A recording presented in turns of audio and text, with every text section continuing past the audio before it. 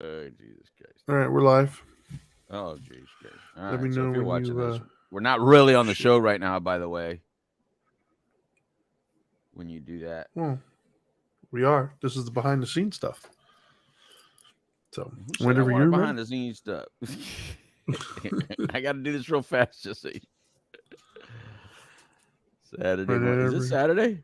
Yes, it is Saturday. Saturday all day. Well, if you're watching this or listening to it live, it's Saturday for us. Might not be Saturday for everybody else. But I digress. For the purposes of what you just asked, yes, it is Saturday. So, and by the time you're done sharing, it's going to be Monday. Yeah, these whippersnappers, Yep. get off my lawn. All right. Let's do the show, man. I just, All right. yeah. Shut up and sit down.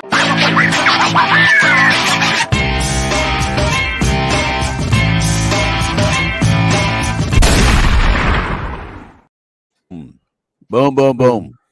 How are y'all doing? It's a Saturday edition, so I'm just chilling. What about you, Trinity? Just chilling? Same. I actually just had to commandeer my daughter's bedroom because she just woke up a little while ago. Yeah, So. get the hell out, girl. It's time to do the show. Vamonos. Vámonos. All right, so welcome everybody. We are Dope and Dharma. I'm a street certified dope Dr. Louis Delgado here with you, and that's the Dharma guy, Trinity Phillips. And this is We the Middle edition of Dope and Dharma. This is where we talk about all kinds of politics, regular stuff that we all talk about, but or should I say fight about, Trinity? Should I say fight about it? Not a lot of talk, not a lot of talking going on about. Yeah, I know there's a lot of people out there that do fight about these. So you know what it is. The people that are actually talking about these subjects talk about it with people that agree with them. Everything else is a fight. Yeah, I can see that. Yeah. So usually when you talk about these subjects, you're doing it like, can you believe those Crips the way they think, or can you believe those Bloods the way they think? Well, realistically, anybody, for the most part, unless you're in a position to actually affect change, for the most part, you're just looking for validation, anyways. Right. Like talking about this with your Aren't friends we isn't all? really going to make any actual change to anything. Like, so you're just basically trying to A, gauge where your friends are at, and B, have Right. somebody say, "Yeah, you're right." That's Right. really all you're looking for. Because nothing So you and I so are going to talk true. about right now is going to actually no policy is going to be done based upon this conversation. So You don't know that, Trinity. I'm willing to No, bet why on you it. so why, did we just do a show on negativity? Did we I'm not did we negative. just do a show that's a negative comment. That's called I factual. and I No, don't that's appreciate, and factual. we brought that up on the negativity No, I show. said being The real. I'm not being real. people I'm being factual. Big difference. Being real is an interpretation of what's real and what isn't. Factual is verifiable fact. I It's can not, but it's not verifiably. factual. But it's not Yeah, factual because there are yeah, it things is. that I could have swore we've said, and I hear other people use it on larger platforms, and I'm like, dude, you got that from us. I know you got that from us because we have 1 degree of separation, and I think that you heard it and used it. Sure. But Yeah, you know what? Maybe you're right. Maybe Biden is sitting down right now, logged in on YouTube or whatever, watching us. I mean, you know what? I could be mistaken. You are 100% right. dude, you don't know if they didn't roll him in the corner and say you're going to listen to Dope and Dharma right now, and he just sit there. Drew coming Yeah, out. exactly. These guys are good. Dude, leave our president alone, bro. He's Leave our president. That's our he's president. one step away from the old folks' home. I think. Hey, you respect Trinity. Respect. Sure. That's our commander in chief right there. All right. You don't have to like him, I but don't even know him, so I don't know. you should definitely salute the brother. He's our president. So anyway, Absolutely.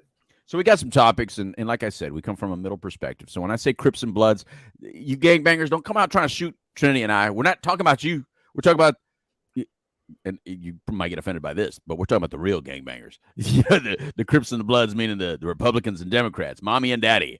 When mommy and daddy are at war, Republicans, Democrats, and here on Dope and Dharma, we like to call them Crips and Bloods. So we are non-gang affiliated. Trinity and I neither belong to the Crips nor the Bloods. We don't wear a blue rag or a red rag. We're in the middle. And sometimes we disagree with you. Sometimes we agree with you. It really just depends on the subject matter. And sometimes we disagree with each other. Sometimes we agree with each other. Because that's human, people. That's perspective. And we all have different perspectives and different views and different opinions. And that's okay. And the reason we do this show is because we want to be able to talk about things without it having to be a war. You know what I mean? Plus, Trinity and I wanted to see if we're going to test out that theory. You know how they say don't talk about religion, don't talk about politics. Well, we already talk about all that stuff, and yet we're still friends. So we're going to keep talking about like difficult subjects until we don't like each other anymore. It's been what 12, 13 years now? Like, yeah. So far we're found proving. one. We'll keep searching. See, Trinity, that means we're proving our point. We're proving our point that you can talk about these things if you respect each other, if you allow each other to communicate without judging the totality of the human that they are, rather than just, okay, this is their opinion on this particular subject matter. Sure. You know, so anyway, and you're a white guy, and I still love you. You're one of the only ones right now. And I'm a Mexican. To like Norway or something. Except me. Yeah, I'm gonna move to Scandinavian country where we're like 98% of the population again. Yeah. You know what's funny is right now there's somebody listening or watching this goes, wait a minute, he just said he's Mexican. He don't look Mexican. That's because you're racist and you think we all look alike. Yeah, I'm white and I don't look white, so. Yeah, what? Wait. I look black, man. Like I'm from Kenya or something. You must be talking to our podcast audience that's not watching this on. Well, why were you saying that? Why don't you tell everybody how they can watch us so they can see that you're one big liar? If you would like to watch us, you can do so on Facebook, YouTube, or Twitch Live under Dope and Dharma. And if you only want to listen to us, you can do that through any of your major podcasting platforms under Dope and Dharma. Right on. All right, so we got a lot of things happening. Man, we didn't do a show for like 2 weeks on this particular show, so you know we still got to go back and talk about some subjects that may be a little older than not. You know, they're not timely, like they're not happening this very second. But we're not talked out of it yet, so let's talk about it. Sure. So, what's the first one you want to talk about, Trinity? I'll let you guide the line. And is there any? Nah, you do the lineup, man. I'm going to put them on there. All right, first one, the Murdaugh trial. Yeah, you put it up and it surprised me. Yeah. Surprise! Right. Murdaugh trial. First of all, now we're all learning how to spell that name. Yeah. What was that? Yeah, this dude's a trip, man. I mean, I learned about this myself as I was telling you the other day on the phone. So my wife and I were just, I know, sometimes I'll find like random things on YouTube when I don't want to watch a particular show, or maybe I'm waiting, or there's like stuff happening in the house and I want to save a show so we can watch it uninterrupted. And so oftentimes I'll just turn on like the fail army, watch people doing stupid things. No, I don't hear anything. But anyways, so one time my wife and I were there and I saw this random guy who made like a documentary style set of YouTube videos. Really well done. I mean, the dude like traveled around, he interviewed people. It was crazy.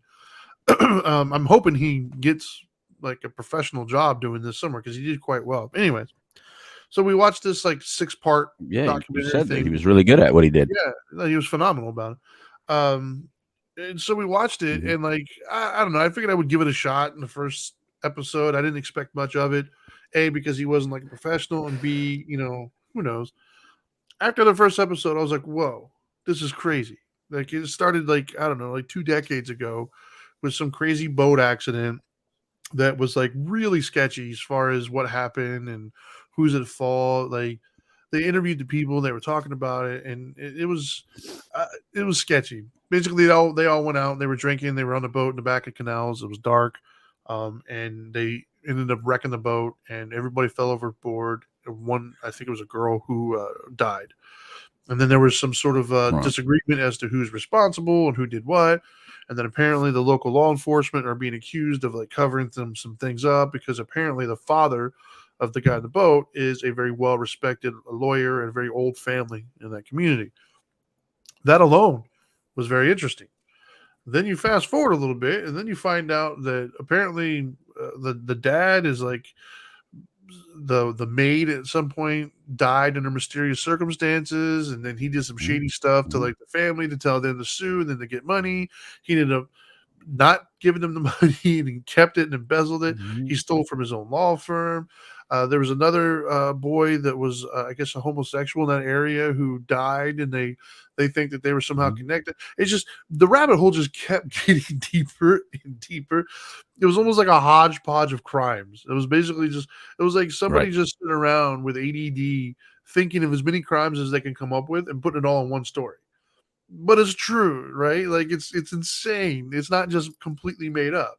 Now, who's guilty and who's innocent? Yeah, that's what we have the law, court of law for. But it's circling this family, and it was just insane the amount of things, and then finally culminated with the Murdaugh in being accused of shooting his wife and his son after he attempted to have himself killed by a hitman. Got caught for all this stuff, and he was on the run for a while. They finally found him, and he went on.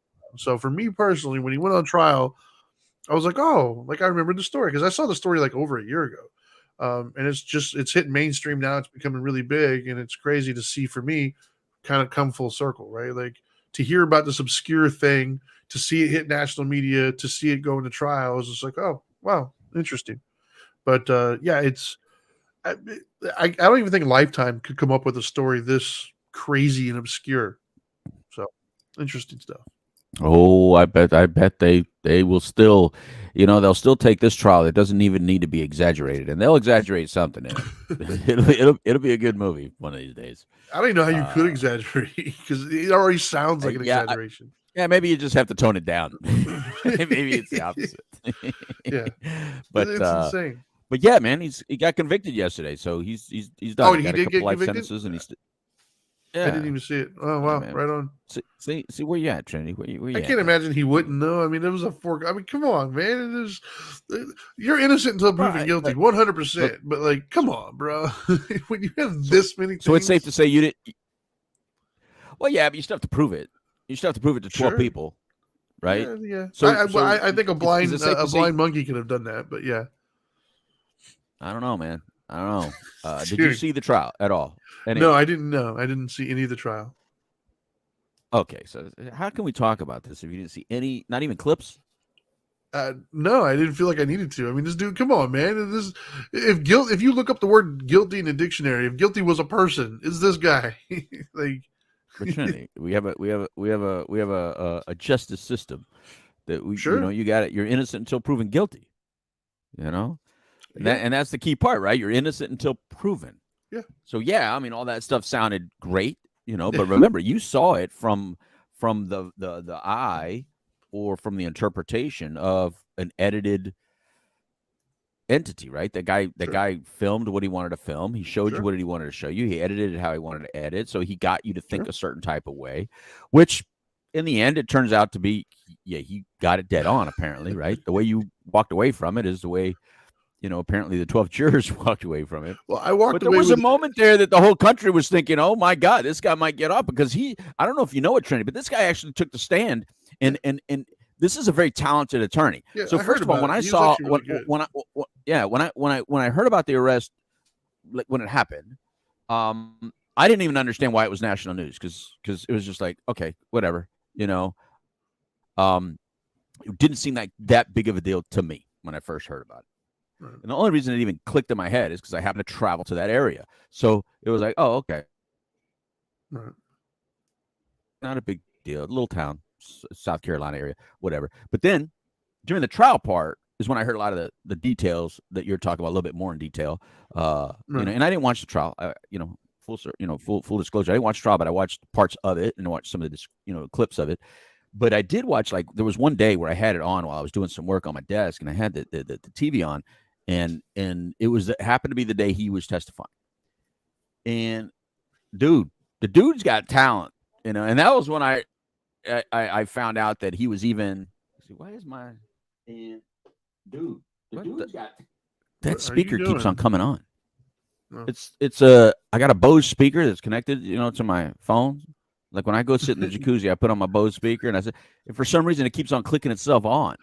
Did you just manage to work into a conversation that you have a Bose speaker, you have a jacuzzi? Nobody likes a braggart, man. This thing. We already know you're in the top braggart? 1%. That's what this. What do you call this? You want me to call it a yellow speaker? Okay, my yellow speaker. We all know you're 1%, man. We get it. Thank you. Whatever. Go tell See, it Jeeves keeps to on give you turning some more itself grape off. Capone. Turn off. It keeps turning itself on, dude. Like it's listening to me. Like who made this damn thing? Yeah, I'm trying to talk Bose, about apparently. something important. Yeah, Bose apparently, makes a speaker that turns itself on and goes, all right, you want me to play the sound now, Louis? No, I don't. I want you to shut the hell up. I'm talking over here.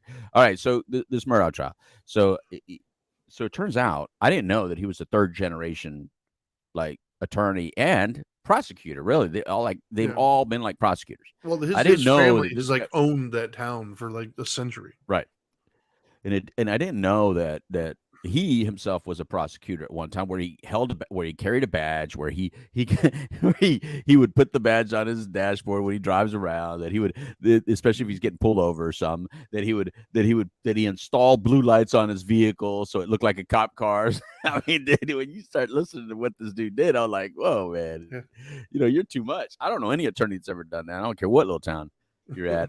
But when he spoke, man, this guy outwitted the prosecutor. The prosecutor like looked angry, frustrated, kept asking a bunch of questions, and then Murdaugh just sounded good. And I'm thinking to myself, yeah, man, he's doing a good job, at least enough to convince a couple of these people to at least believe some of it. Even though he's calling himself a liar, you believe him a little bit. So I'm thinking to myself, maybe it's just me. And then so it's over. And then all the commentary, everybody's feeling like me. And I'm like, oh, thank God I'm not the one manipulated. Everybody's feeling the same way, like, he sounds way too good. He's being too hostile. So when it did go back to deliberation, there was a thought of saying, dude, there's a concern here, because if all of us that are watching the entire trial are feeling like, he did really good on the stand, and nobody expected that, what are the 12 jurors going to think? Because remember how you pick jurors, bro. You got to be 12 people who, for some reason, didn't watch shit on the news, right? Like, I don't know how you become a juror of a case, especially like a murder case. This supposedly he's that famous in your area. How do you become a juror and you like I don't know Well, who's that? Yeah, I'm going to say I it's don't know this impossible. person. That they didn't know who he was. That's what I'm trying to say. So I don't even know how they selected it. But anyway, fast forward. He took like 45 minutes to deliver it. I'm pretty sure that when he went wherever he went, and they go, oh wait, it's time to come back, because it takes more than 45 minutes to go from right there in the courtroom back to the jail. So like he's probably like in transit or still sitting in a room somewhere, and they go, oh wait a minute, you got to come back. He's thinking, oh shit, yeah, because there ain't no way they took 45 minutes to do a hung jury. There's no way they did 45 minutes no, man. to call me innocent. Dude, this is like, I'm telling you, So, if you, I don't know how much evidence was put out there, but like from what I saw, there's a preponderance of evidence. Right. There's so much evidence. It's so crystal clear that, like, come on, man. Like, that was doomed. It does not surprise me. It probably only took 45 minutes, because it took about 20 or 30 minutes just for them to go back into the room and be able to sit down and hear the directions and things of that nature. Like, and eat a sandwich. Yeah, like, it didn't take them 45 minutes to deliberate. It just they were probably sitting around like, hey guys, we should take some time just so it doesn't look bad. I don't know. I don't know what evidence you're talking about. Because the only evidence that it sounds like they had that was good was the fact that there was a video that his son recorded right before, like a couple minutes before the murder, where the dad's voice was heard on it, and he had said that he wasn't down at the kennels. And it sounded like that was the only thing that placed him there at the murder scene. You know what I mean? Other than that, he's a proven criminal and liar too. I mean, that helps.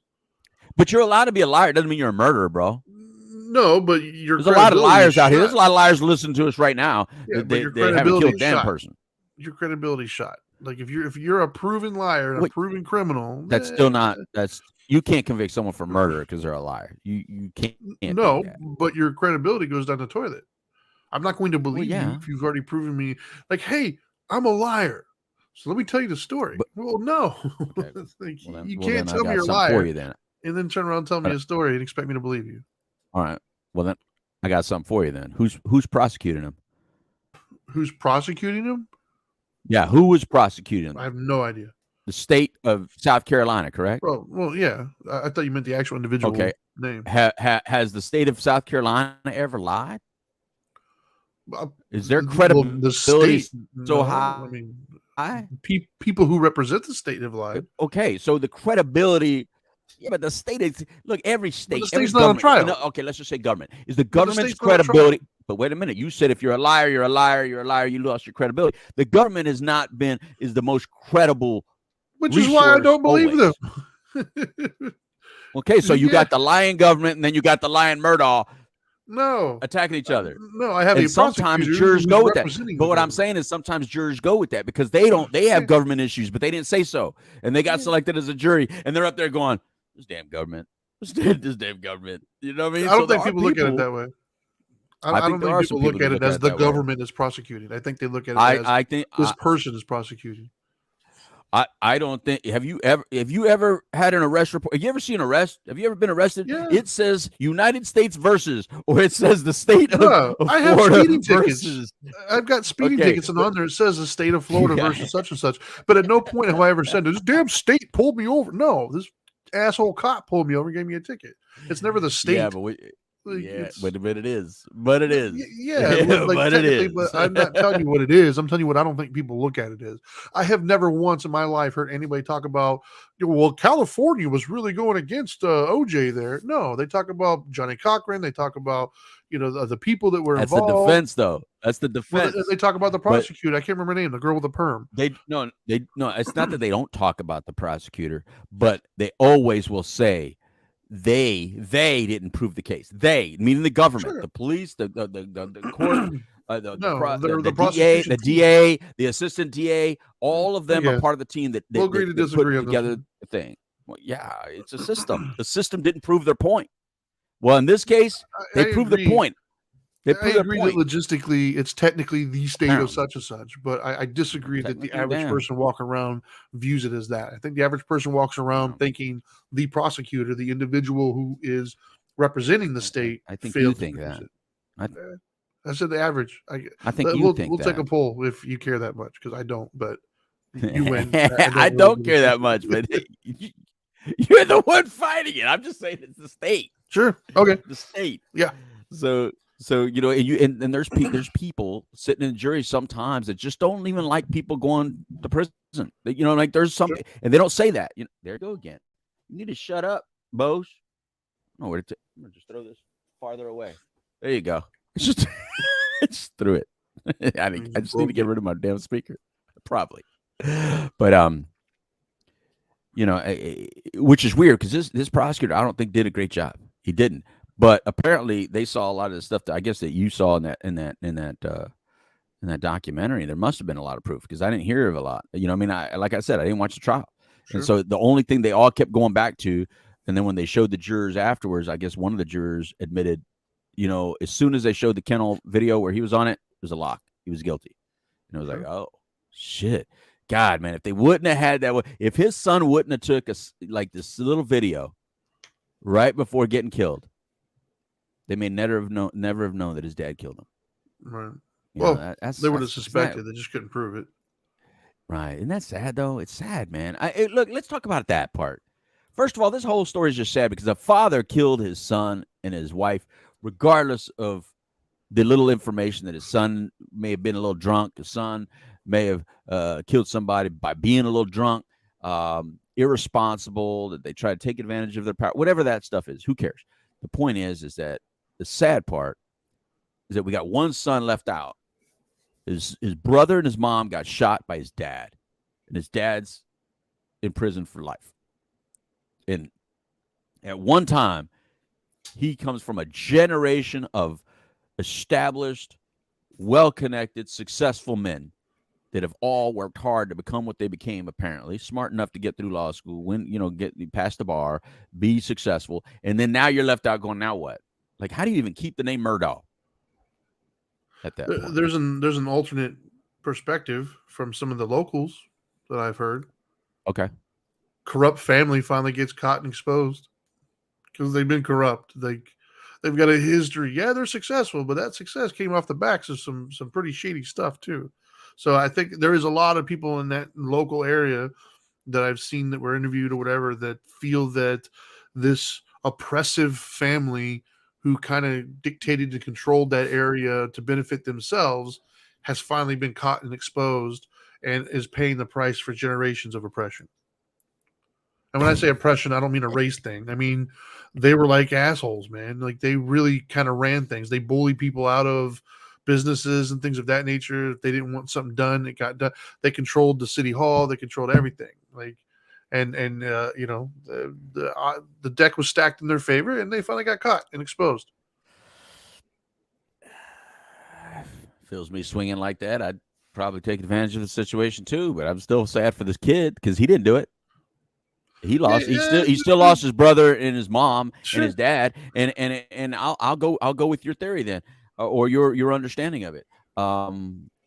He still is a victim then of being born into a family that did all these things. So it was bound to crumble, and now he has to deal with all the crumbling. Yeah. Still unfortunate for him. I still feel bad for him. My breakfast still tasted the same this morning, so I'm good. Yeah. No, I didn't have breakfast. Most important meal of the day, man. Feel bad for that kid, man. You know, and he looked horrible in the courtroom, man. I was like, man, this dude, your whole world's rocked, man. And for senseless stupidity, like, you know, it's like we may never know. It's not like we need to know, but we like to know, right? We're people that like to know why.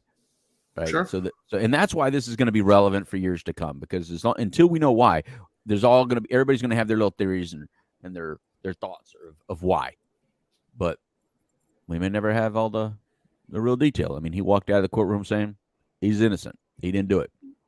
So, of course, because he knows he's got appeals coming up. Right. So here's my prediction. You said he tried to commit suicide before, right?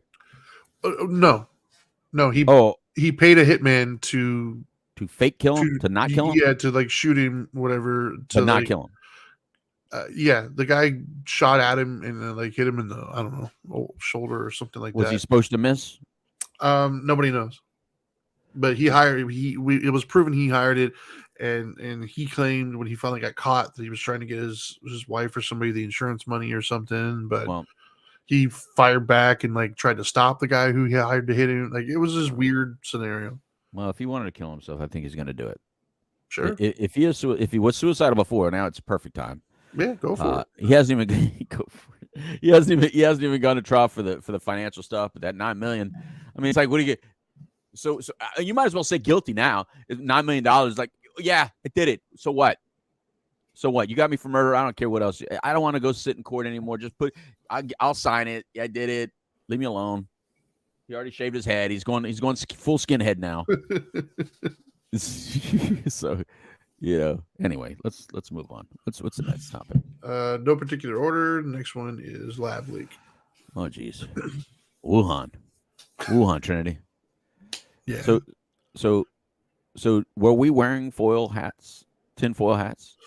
Man. When we were laughing, I think we both agreed that it was funny every time that Trump would call it the China virus or the Wuhan virus, and everybody would get so pissed and say he was a racist because he would say it.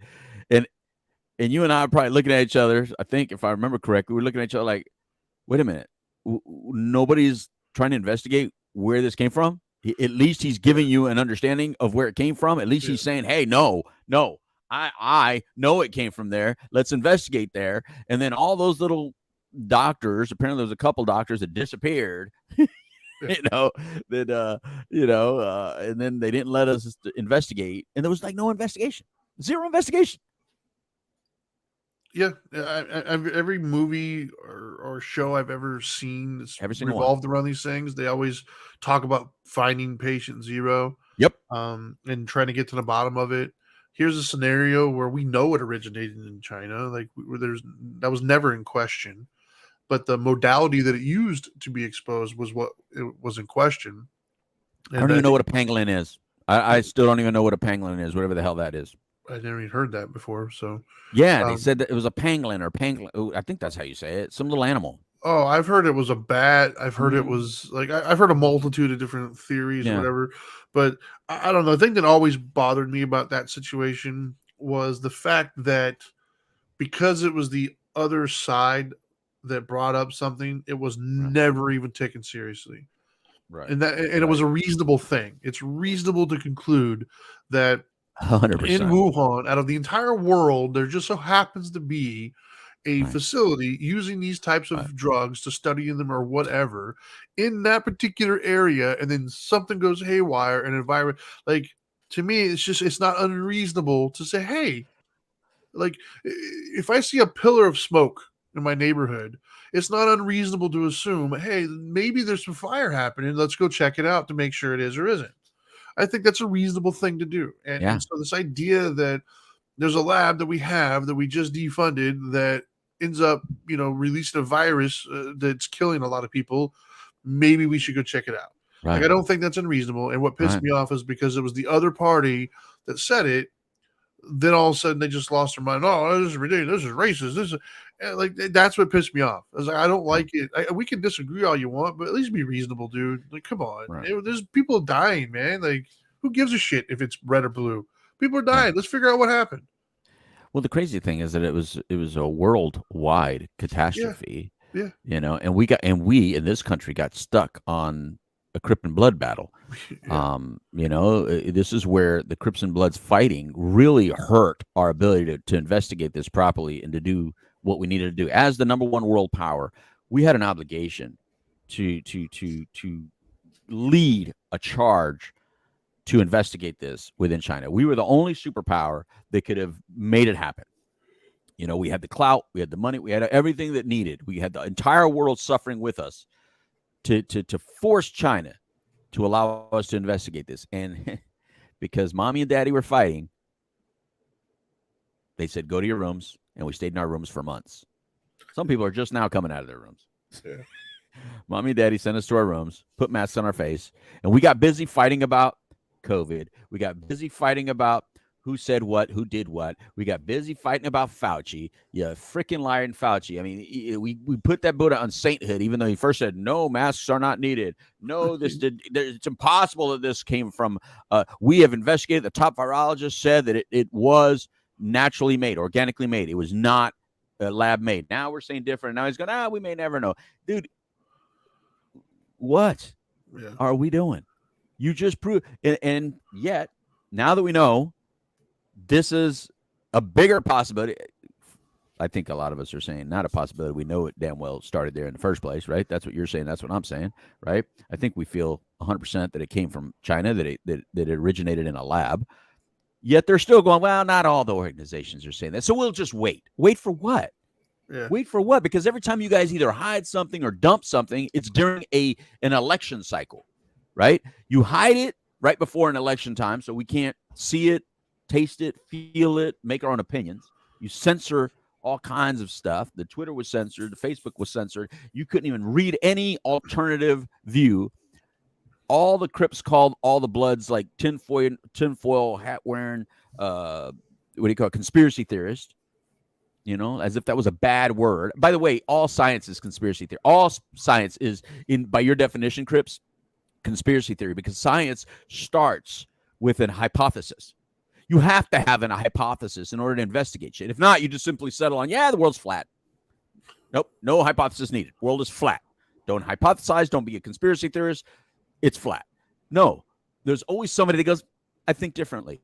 And this is how I want to challenge that. And then sound like a kook, sound like a crazy guy, but then does the research, does the science, and then proves differently. That's how science is. That's why there's so many things called theory. But we weren't even allowed to call it the China theory, because it was anytime anybody would say China, China, China, it was like, oh, racist, xenophobia, racist, xenophobia. You guys play that race card for everything, you Crips. This is why the Crips are to me, so frustrating right now. It's so hard to watch Crip-inspired news right now, because they apply the race card or the gender card to every conversation. It's a race card or gender card. Every conversation. I don't care what it is. It gets really frustrating. It gets old. It gets really old. And you guys did this with this, and millions of people died. Millions and millions of people died all throughout the world. Not just Americans. Forget just Americans. 1 million people died here, but that's just here. All throughout the world. All because mommy and daddy were fighting. The Crips and Bloods had a fight. You guys hated Trump so bad, and you wanted to make sure that everybody thought he was a racist so bad that you refused to investigate this properly.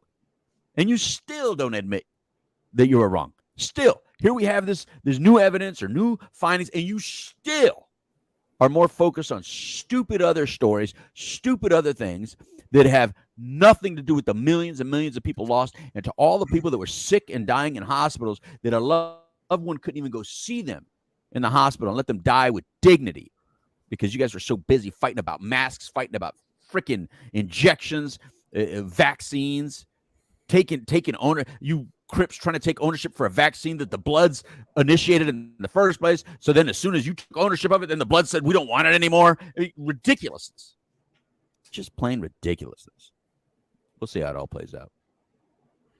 Yeah, I agree. Anyway, Next one.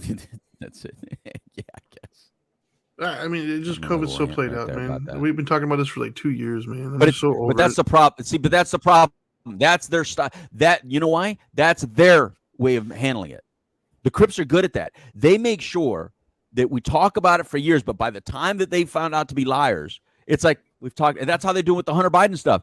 Yeah, you know what? That's so old. That's so old. So by the time all the facts come out and you can say, look, man, we've been telling you this for 2 years, 3 years. It's like, yeah, that's so old. The border stuff. They've been the Bloods have been crying the border stuff for years, and then now it's like, yeah, we know the fentanyl thing. They denied it. Yeah, it's been talked about for years. Fentanyl overdoses. Yeah, people are dying. By the time the Crips catch up on some of these things, they've convinced us to be sick of it, and I'm not sick of it. Well, I'm sick of the COVID thing just in the sense of I think it's dangerous, man. I think they handled it so poorly that now moving forward, we've all got so much COVID fatigue that the next legitimate threat that pops up, nobody's going to believe anybody.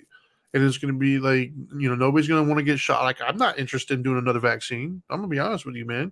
This one went so poorly. And No damn way I'm doing another vaccine. Yeah, like it's not even a vaccine. The they've used up true. But they've used up any goodwill that they had, any trust, any goodwill. They've used it all up and it's gone.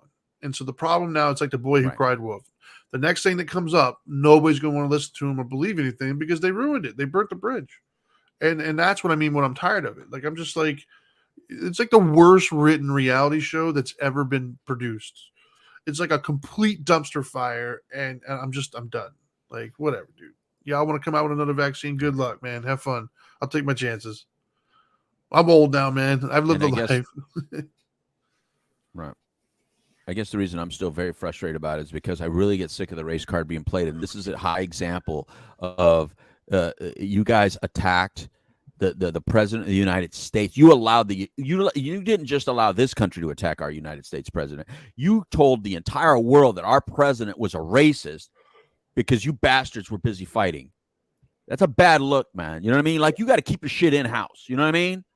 Sure. Like, at least that's why I was raised. If my parents had an issue, I didn't go out to school and tell people about the parental problems, the home problems. Our home problems are home problems. You keep that shit to yourself. Right. You know what I mean? Sure. But we told the whole world, President Trump is a racist. Please. He was right the whole time. He was right the whole time. Why don't you send him a letter of apology and it says, look, of all the stupid shit you said, this right here, you were right. At least have the decency to do that. They won't. All right, next one. George Santos. Going from all the Crip liars now to this little blood liar. Here you go, Crips. Here's one for you. Newsflash. We found a politician who was untrustworthy. Go figure. Like, who would have thought of that? Who would have thought that we would find an elected official that was untruthful about something? Like, I'm taken aback. I'm going to clutch my pearls here. Like, I'm astonished that there's a politician who was less than trustworthy. Come on, really? Like, is this news to anybody? Really? Like, I don't know, man. Once again, as a child, I grew up. I didn't care about politics when I was younger. I still am borderline not caring about them now to an extent, but there's one constant that I've heard, right? Well, there's two constants. One's funny and one isn't. The two constants I've heard are lawyers are horrible and politicians lie. From a child to an adult, those have been the most consistent statements, cliches, jokes, whatever you want to call it, that I've had since I've been a child.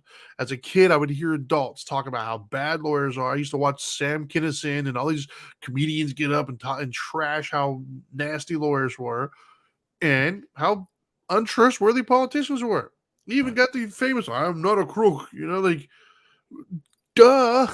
But then when we find out they all want, each side wants to act like their side isn't full of liars and cheats and steals, and they want to blame the other, and they want to act as if it's the first ever they've heard of it from the other side. And it's just like, you both are completely full of shit. You know that, right? Like, and we all kind of know that too. That's what pisses me off, is everybody knows that.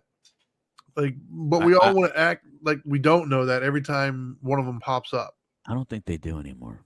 Maybe. Who knows? I don't. I really don't think they do anymore, because I'm always shocked of how shocked they are when a politician gets like caught like doing something like cheating on their wives, or like doing like a sex scandal, or embezzlement, or because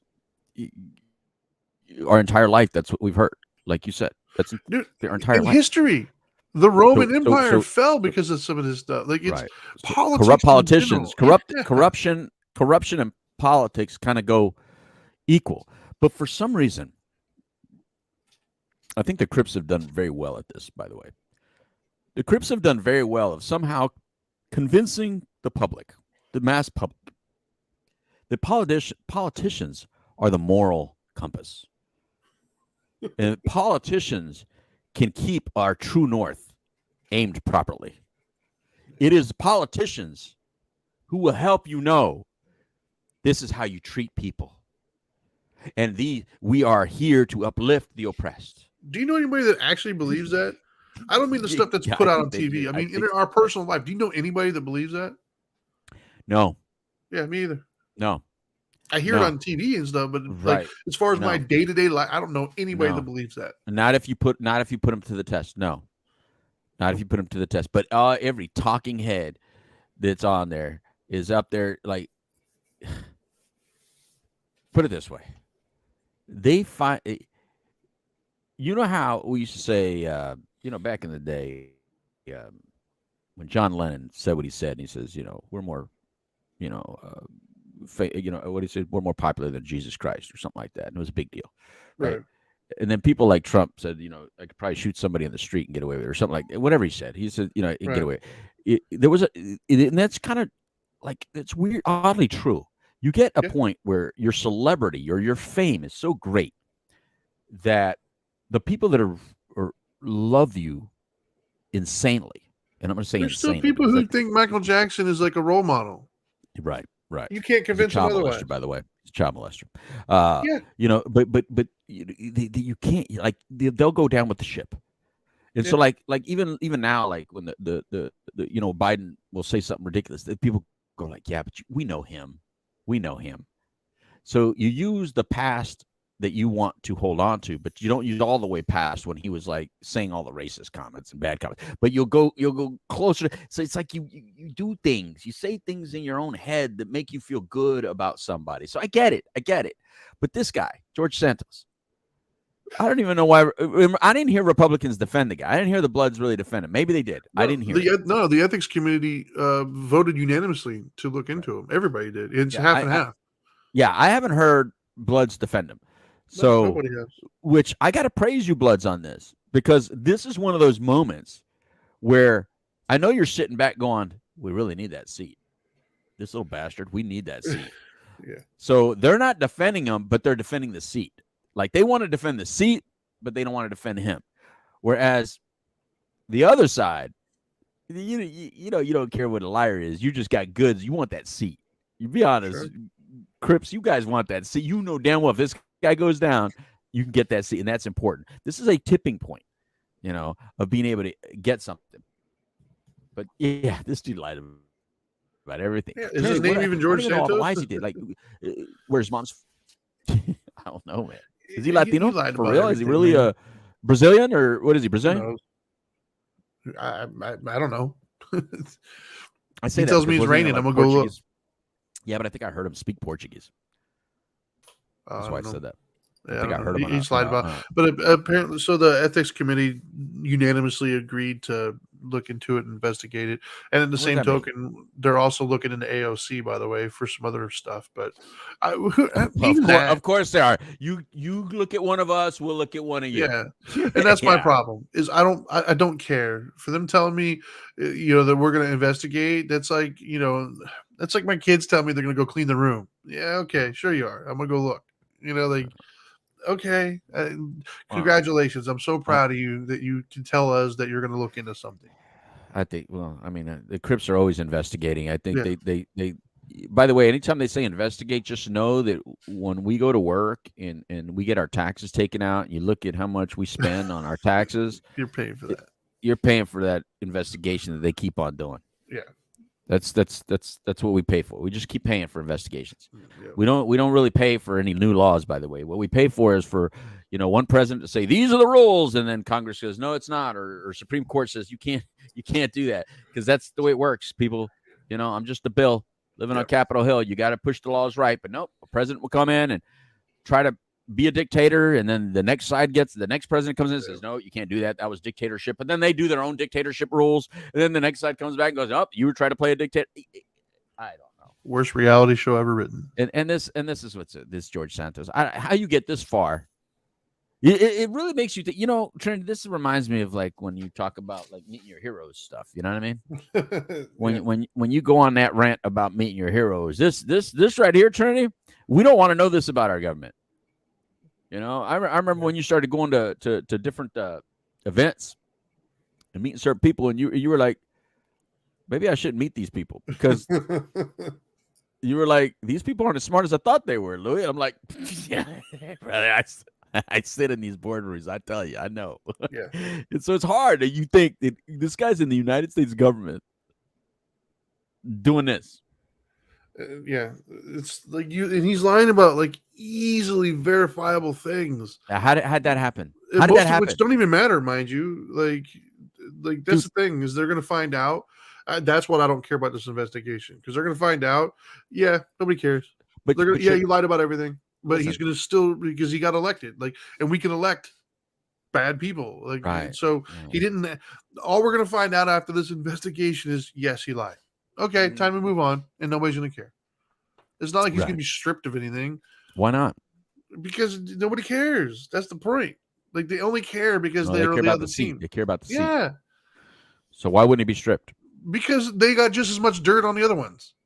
It's mutual. No, I mean, I know, but let's talk about this particular case. Like they're not going to strip them because backdoor deal. But can they? But can they?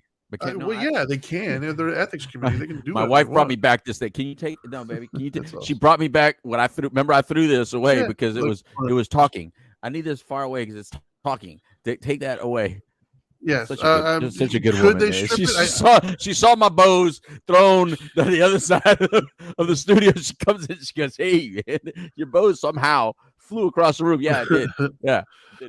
No, if you're asking, do they have the authority? I think they do. I don't know, but will they? No, man, because there's so many backroom deals that are done where they know who got what. So I get that, but I guess I get that, but I'm just wondering if what is the potential? You know what I mean? I do. I think they have the authority to strip. I'm not really sure. Okay. I think it's a long process though of impeachment. Do you know how long he has to be in office? Like, let's say he doesn't get stripped. How long is his? I think it's isn't it like 2 years? I think. I know, but from when? Oh, just 2 years? Yeah, I think he just got elected. I think it's 2 years. I don't remember, but I think it's 2 years. So who knows, man? This guy will be irrelevant again in another year. Well, dude, all I know is that I flip the Fox. They don't even talk about this dude. They don't defend him, but they don't attack him. You flip on CNN, and boy, they are George Santos. Like you would have thought George Santos is the son of Trump. The biggest, the way they talk about him. I'm so done. They're the biggest hypocrites. Let's just go ahead and use that as a transition into the next one. CNN is the biggest hypocritical. Like I'm so done with them, man. That was my go-to for many years, CNN, because I felt that they were kind of in the middle. I know they slanted a little bit one way, but for the most part, they were relatively straight. With a little bit of a bend to it, I guess. Right. And now they just said, screw it. They just threw all the chips in the middle and was like, all right, man, we're gonna just buy in, and it just pisses me off. Because like for me, as somebody who is in the middle, I don't feel like I've got a source that I can go to that's going to tell me just the facts, man. Yeah.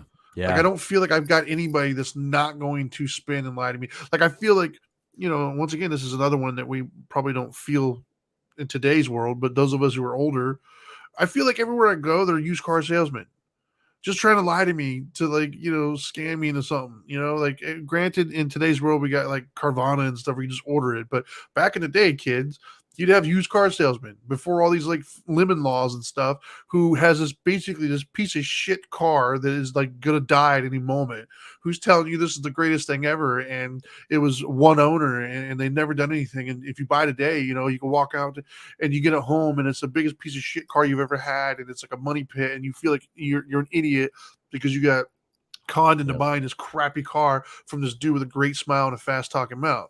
Right. And so to me, that's what I feel like with the media. Like I feel like the media is just used car salesmen trying to just con me at every turn. And I'm just like, it's old, man. And with Don Lemon, and for those of you who don't know, this happened like a week or so ago. Don Lemon is a ridiculous anchor on CNN. He's pissed a lot of people off. He's been moved around. He was prime time for a while. Then he said some stupid things, pissing people off. So they moved him around. And because he's got the two cards that he can play at any given moment, he's black and he's gay, you can't fire him. It's impossible to get rid of him. So he's like a cockroach, man. He just keeps surviving these things. And you move him around. You take him off of prime time. You put him on this time. He says something stupid. So then you move him over here. Like you keep trying to move him around until he finally doesn't piss people off. Right. And to me, had that been done on the other side, people would be calling for his head. But because he's on the blue team and because he's got the black card and the gay card, he's untouchable. And it's like, dude, he just trashed women. He said their prime was like, 30 or something like that. 20s, 30s, and 40s. Yeah. And he's like, if you look it up, who looks that up? He said Nikki Haley is not in her prime. Yeah. For what though? Prime for what? I don't understand. Dude, Pelosi's like 900 years old. Like, and she keeps getting elected, and she keeps being the most powerful woman on the planet. But yet she's out. Like, it doesn't make sense, dude. I mean, how did he? Why did he even bring up the uterus part of prime when we're talking about a presidential candidate? What does a uterus have anything to do with a presidential candidate? I don't even know, man. And he did this, people, in defense of a 70-something-year-old, all because she says that they should go for competence. So, by the way, we all drive on the road. Do we not all think that anyone past 75 should go through a driver's ed test again? Don't we feel like, hey, you should test these people for driving privileges because some of them, they should get that driver's license revoked. Do we not believe that? Do we not? So, but yet, no, you can't drive, but you can be our president. You run the country. So let's just understand what we're saying here real quick. So in order to drive a vehicle, or if you're a pilot after a certain age, you have to get retested and make sure your eyes are still good. Make sure you can still be a pilot. And by the way, if you're a military person or something, or in business, we're going to force you into retirement because you're too old to really run this company. So we're going to force you into retirement. But you can run our country. You just can't work at Walmart. Dude, if you're too old to drive, they won't even trust you with the fry machine at McDonald's if you're too old. That's what I'm telling you. Like, come on. Every job out there forces people at a certain time to retire. They force you to retire, but not for presidency. That, on the other hand, no. And this is by the way, Crips, that you guys were saying this when Trump was president. You were saying he was too old. Wait a minute. Is he okay? How's his health? Is he okay? Your guy has fallen, I don't know how many times, said all kinds of, walks as if there's like someone's like helping him walk. Right? I mean, Trump is the only guy that went into the office, and tell me if I'm wrong, Trinity. Trump is the only guy that went into the office and came out looking exactly the same. Every president has gone in office and comes out looking like 20 years older. Well, Biden still looks the same. He was old as dirt when he went in. He still looks old as dirt. Yeah, no, he's already worse, though. He wasn't walking as bad as he is now. Well, no, now his walk is worse. Dude, his walk is like, oh, God. Like, dude, Look, I know you like him. He's a likable guy. He's probably somebody that I could hang out with. I'm sure Biden is a cool dude to hang out with, but the guy's not president material. He's that dude in your neighborhood that's real likable, and all of a sudden the kid does something wrong. He's like, "Get the off my lawn!" And he just freaks out. You're like, "Whoa!" Because he's that kind of old dude that like he goes from 0 to 100 real quick. And so he's got something going on, and yet you're like okay with him being president just because he wears a blue rag? No, man. Look. Here's the sad thing, Trinity. We wouldn't even be worried about this right now if he, and I don't want to transition to Buttigieg yet, but if Buttigieg would have been able to be what they hoped he to be, he, like slide him in, right? But they can't. And if Kamala could have done her job, they could have slid her in, but they can't. So they're stuck with this old dude. And so Don Lemon goes out there and attacks. This is why I say all the Crips are bullshit when they talk about female empowerment, when they talk about gender rights or racial rights. They're bullshit. Because if it's a conservative person of color, they attack them. If it's a conservative, different gender-oriented person, they attack them. And if it's a woman of a conservative woman, they attack. He attacked a woman, and all the women are allowing this. Even those women on that, what's that show with all the women get around with Whoopi, and they all, oh my God, even they defended this guy. Yeah. Even they defended this guy. Why? Because Whoopi's another person you can't fire. Can't fire Whoopi either. You can get rid of Sharon Osbourne. You can get rid of Roseanne Barr. You can get rid of all those white women. But man, what is it? Dude, this race card is going way too far. Look, dude, we got assholes that are Mexican. We got assholes that are white. We got assholes that are black. We got to get over this race and gender shit because we all got problems. Yeah. And we all have people that we need to cut bait. You guys need to cut bait with Don Lemon. This dude is not a good look. These are the kind of people that make you look biased and make you look like it's all about the race or the gender, nothing about the professionalism. Because this dude just called a woman out of her prime because she's 50-something years old going for presidency.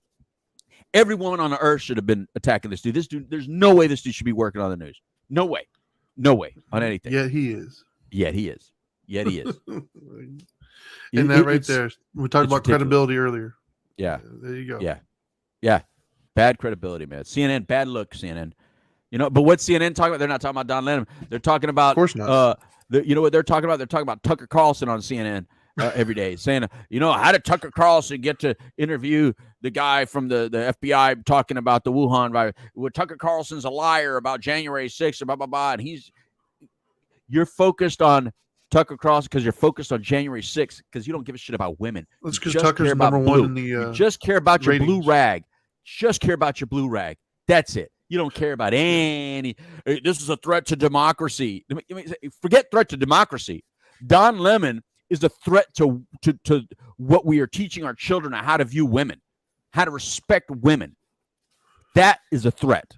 That's a bigger threat in my day-to-day life of how people disrespect women out there than threat to democracy.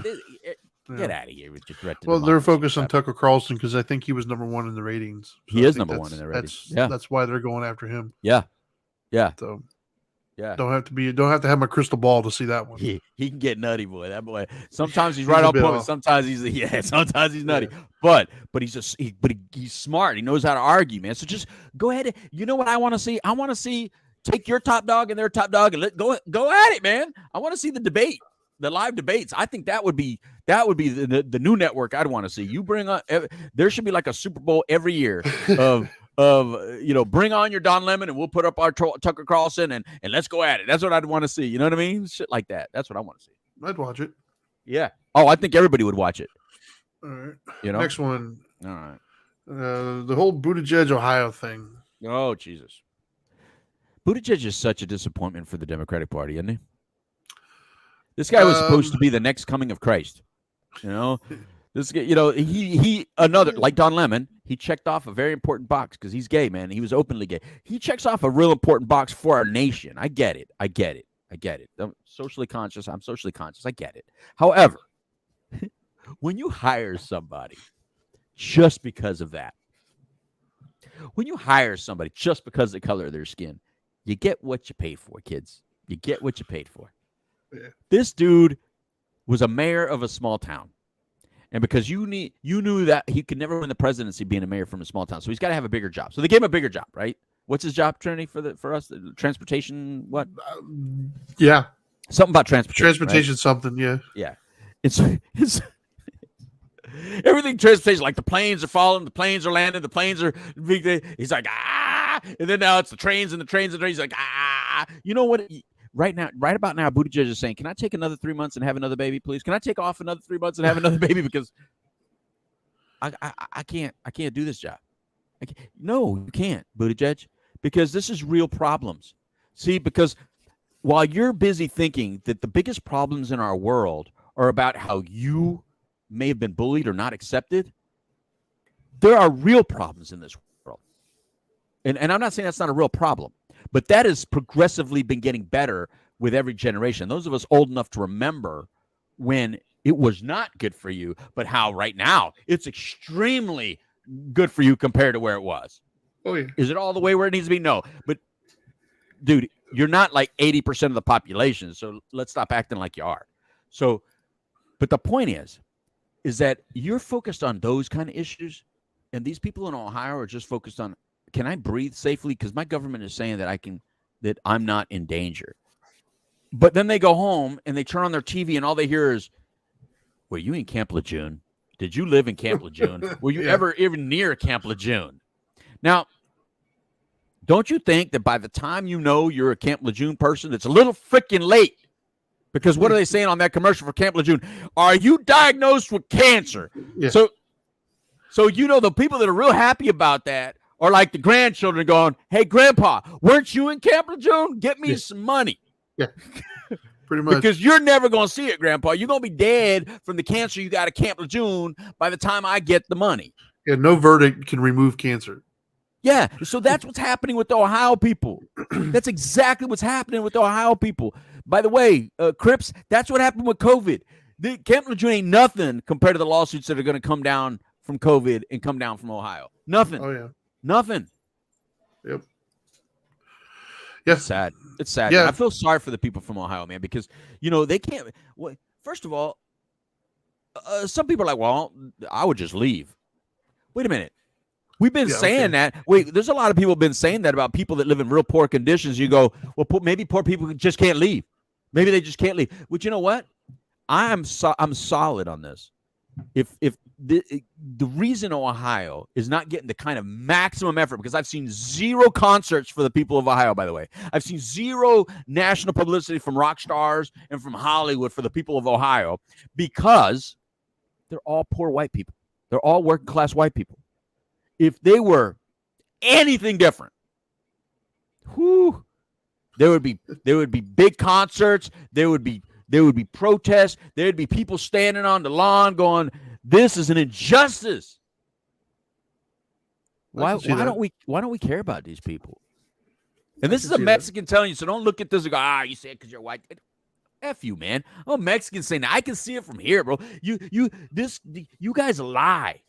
You guys act like you give a shit about people, but you everything is political. These people are dying, man. Right now they're breathing in freaking crap into their lungs. Their little kids are breathing in shit into their lungs. I mean, you saw animals dying, bro. If you see animals dying, isn't that like the first clue? How many shows, Trinity, do we turn on now and they talk about all of a sudden 5,000 black birds were found dead? That ain't somewhere I want to be hanging out. It's literally called the canary in the coal mine. Yeah, I'm like, I'm out, man. And what's funny is that, so they try to take this spillage stuff and try to go take it to another state. And the other state's like, hey, wait a minute. Oh, no, you ain't bringing that shit to my state. So like, I don't even know where you take it. I don't even know. And the funny thing, Trinity, is that we're all hearing about this. The big old story. This shit probably happens all the time that we don't even know about. Well, it happened in Michigan too, and I guess it didn't get the same kind of airtime.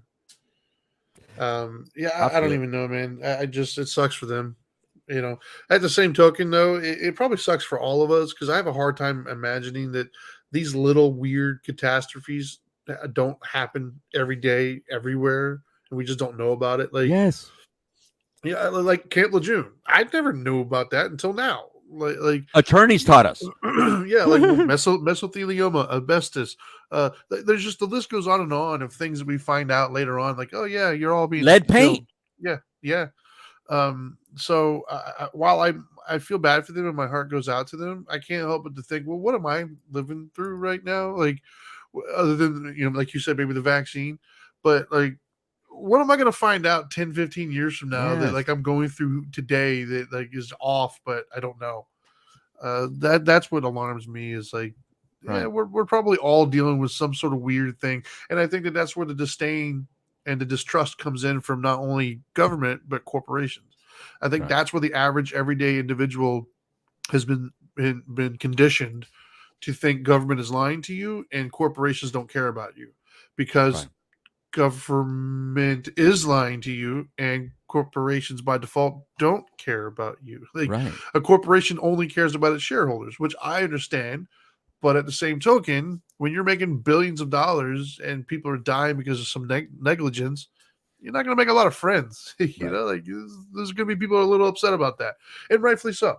Does that mean every corporation is inherently dirty?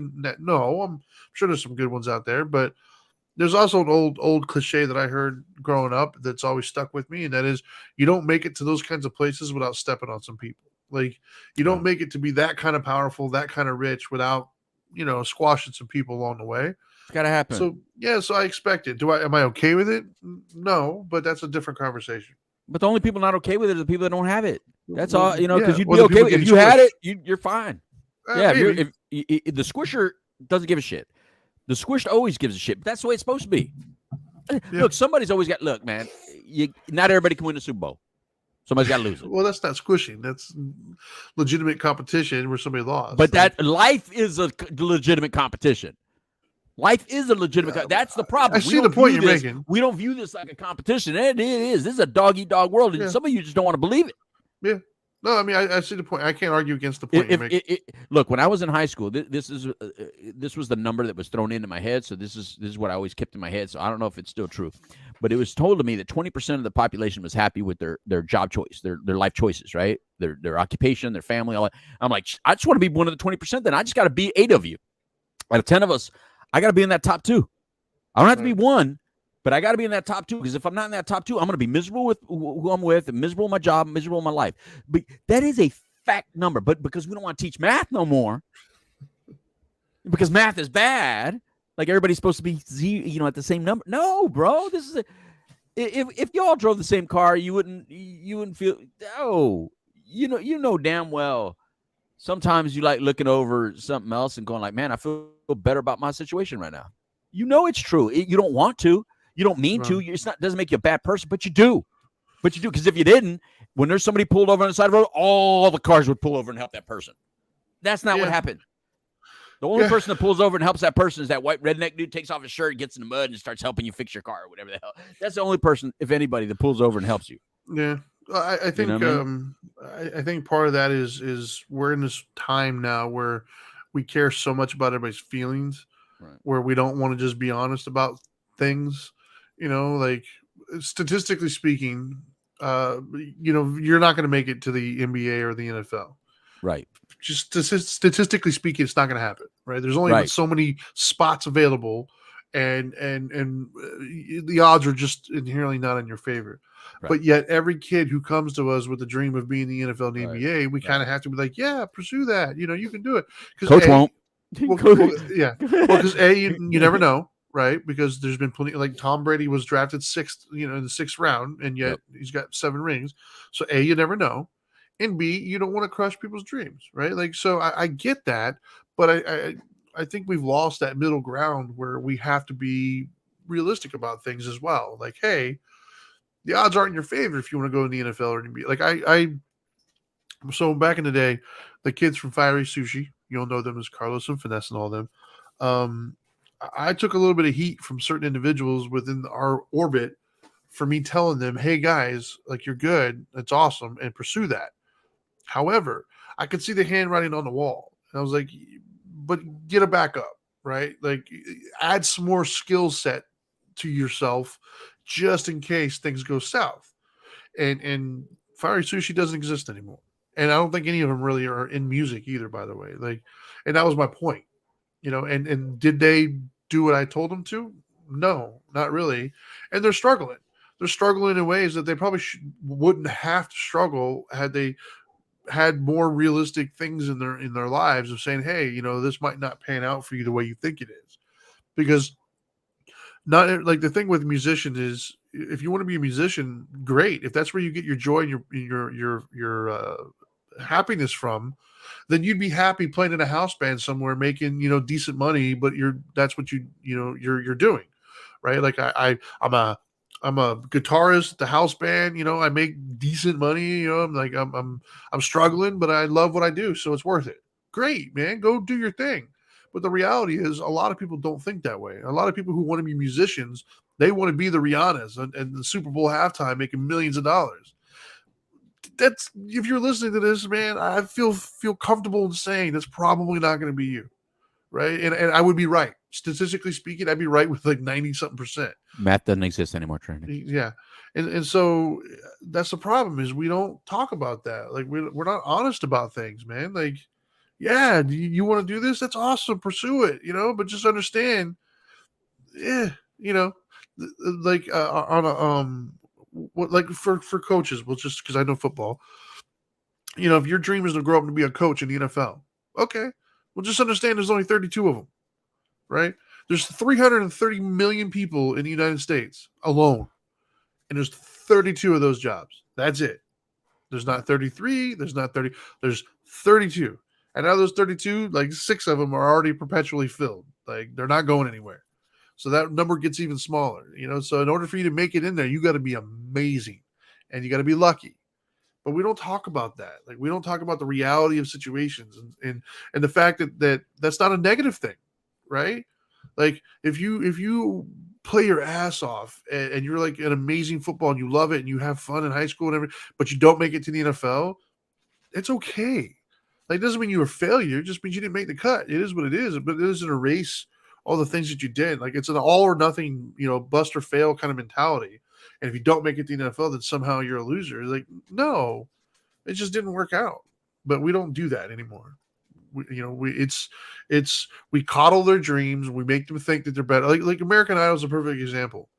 Right, we all like the most popular part of American Idol for years was the dumpster fires that would appear ahead of time. They all thought that they could sing, and you'd hear them and be like, "Oh my god!" You're like, "Well, my friends and family." Well, your friends and family are doing you a disservice, which is weird because we all knew that. We all watched it because we were waiting to see the dumpster fires. And Simon Cowell rose to fame because he was the only one that says, "Hey, you suck. You shouldn't be doing this." Of course you had the naysayers who were like, that's me, but the majority of people were like, yeah, they suck. I wouldn't buy their album, but like we've lost that somewhere. And I think that's a shame because do I think that we have to be harsh and just trash people? No, of course not. But at the same token, you're not doing them any favors, man. Like if your kid just really sucks at singing or really sucks at like whatever, are you really doing them a favor by encouraging them to follow that? Like if they've shown aptitude in something that they're just amazing with, right? But for whatever reason, they're not interested in really following that. And instead, there's something that they're really just not good at, and they want to follow that. Are you really helping them out by encouraging them to follow something that they're terrible at versus something that they're inherently great at? That's a subjective thing. Who knows? Maybe you are, maybe you're not. But I think that conversation needs to happen more than it does. I have no idea how we got here. It needed to be discussed. I agree 100% with everything you said. I just don't know how we got there from because you were talking about because I know because Buttigieg in Ohio is at the bottom. Well, I was like, because you were saying that people in Ohio, because they're poor and they're not winning at life, nobody cares about them. Is what you were basically saying. Well, the reason they're not winning at life is because they're not in the demographic that we currently care about. Yeah. They're just not. The only time the Crips care about that demographic right now is election time. Yeah, I'm from Scranton, or what did he say? I was born in Scranton. Yeah. I was a blue collar. I come from a blue collar town, but he won't go to this blue collar town. You know why? Because they're saying, yeah, I know you want to go.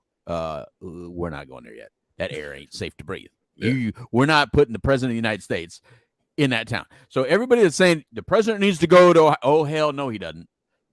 Bro, you remember during COVID where we said to all of our elderly parents, you stay away from any young people. Just stay away from them, Yeah. right? Because who are we concerned with the most, to be honest? The older people, right? During COVID. Weren't we most concerned with our parents, Trinity?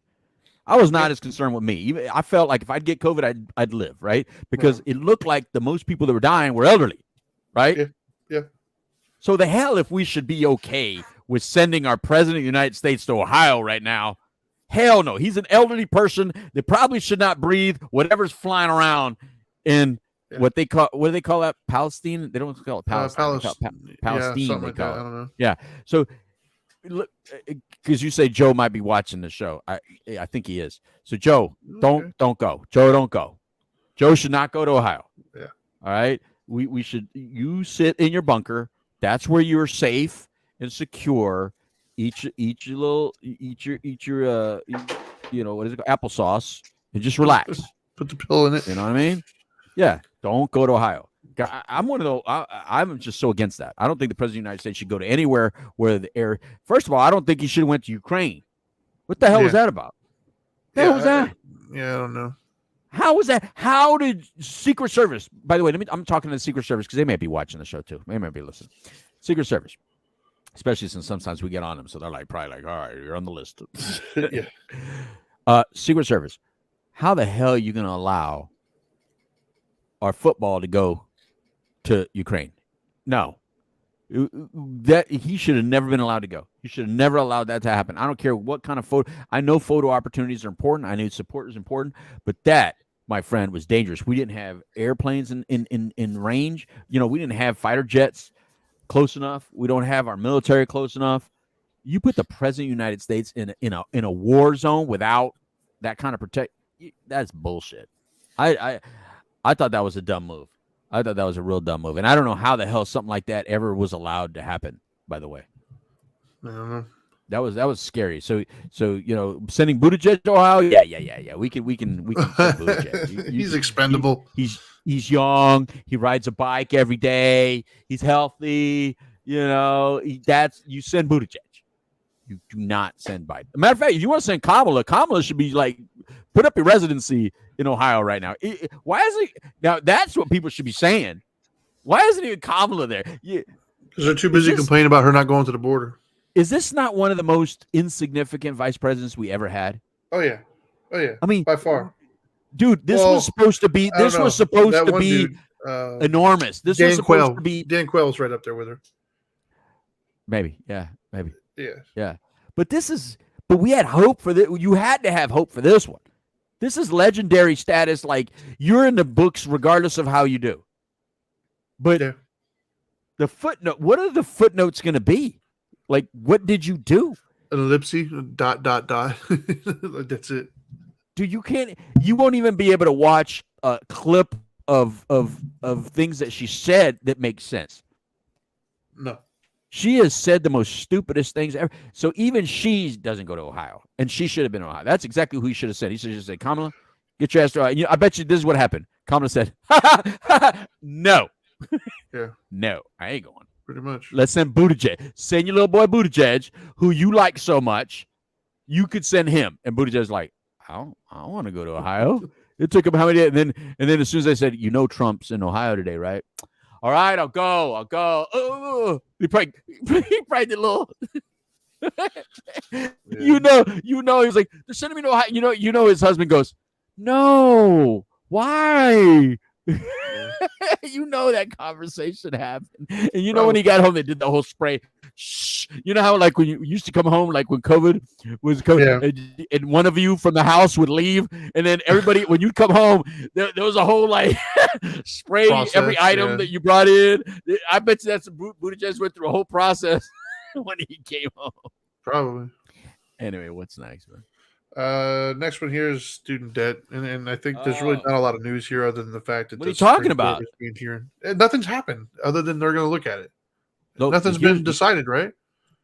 Okay, but here's the news. The news is this: people, are you kidding me right now? Here's another thing where some of you are saying you keep saying there's a threat to democracy, and then you open your fat mouth, and I could say the word fat. Because I'm talking about mouth.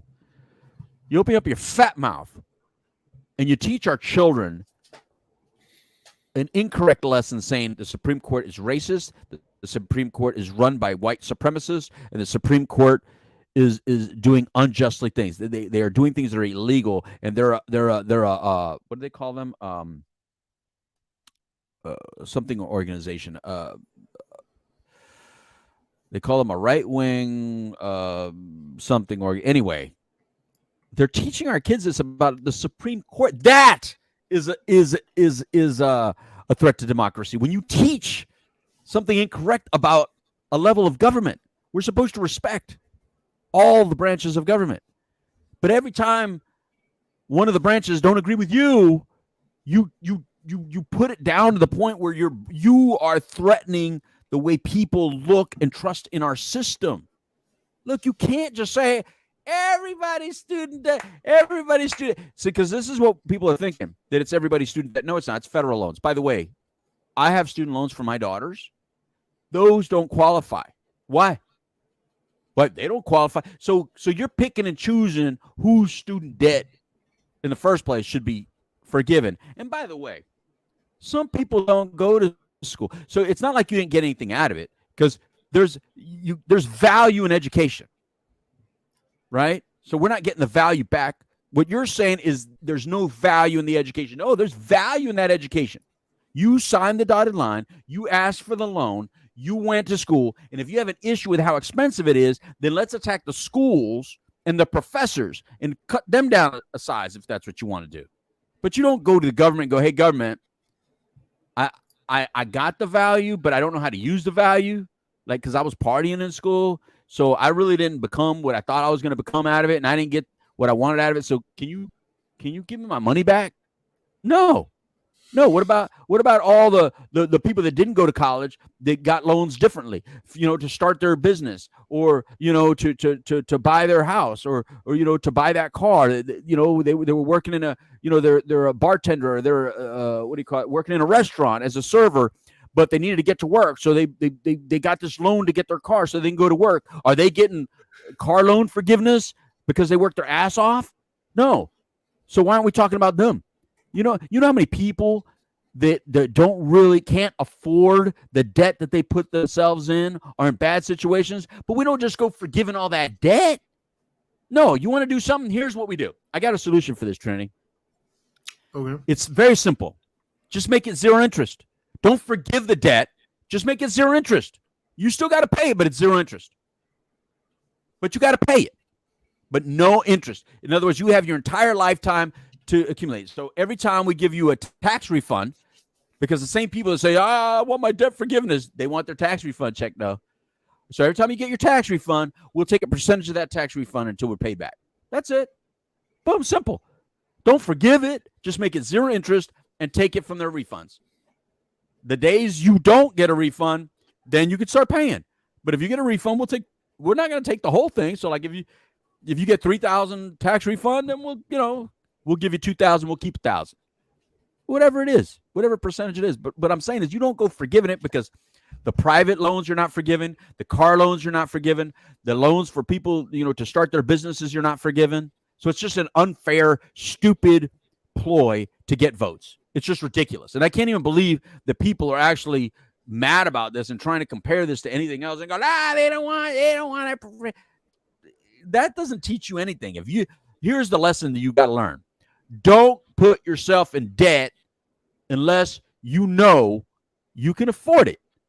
That's it. You don't go buy a car that you can't afford. Don't go buy a house you can't afford. Don't go to, if you don't know how to fill out college paperwork correctly to get in for free, because I know when you're broke, I know broke people that are in college that don't have the same debt that I do for the daughters that apparently can't afford college. No, they can't.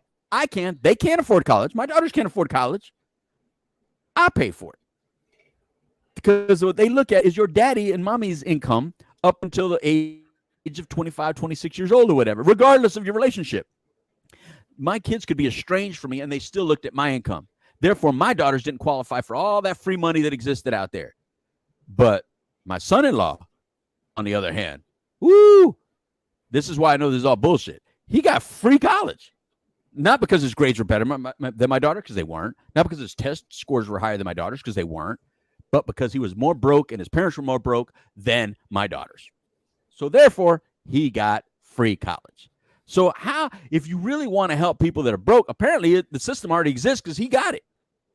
So really, the people that are struggling are that middle class people. And some of those middle class people, they don't go to college. They go to trade schools. What about them? Some of those middle class people, they just start working as journeyman electrician and journeyman construction workers or landscapers or all that stuff. What about them? Are you going to pay off their debts that they went out and got? No, you're not. You're only thinking about a certain population, because this, my friend, is another biased racist bullshit. This is one of those race card shit that I think they're trying to play. Because if not, they give it to everybody equally.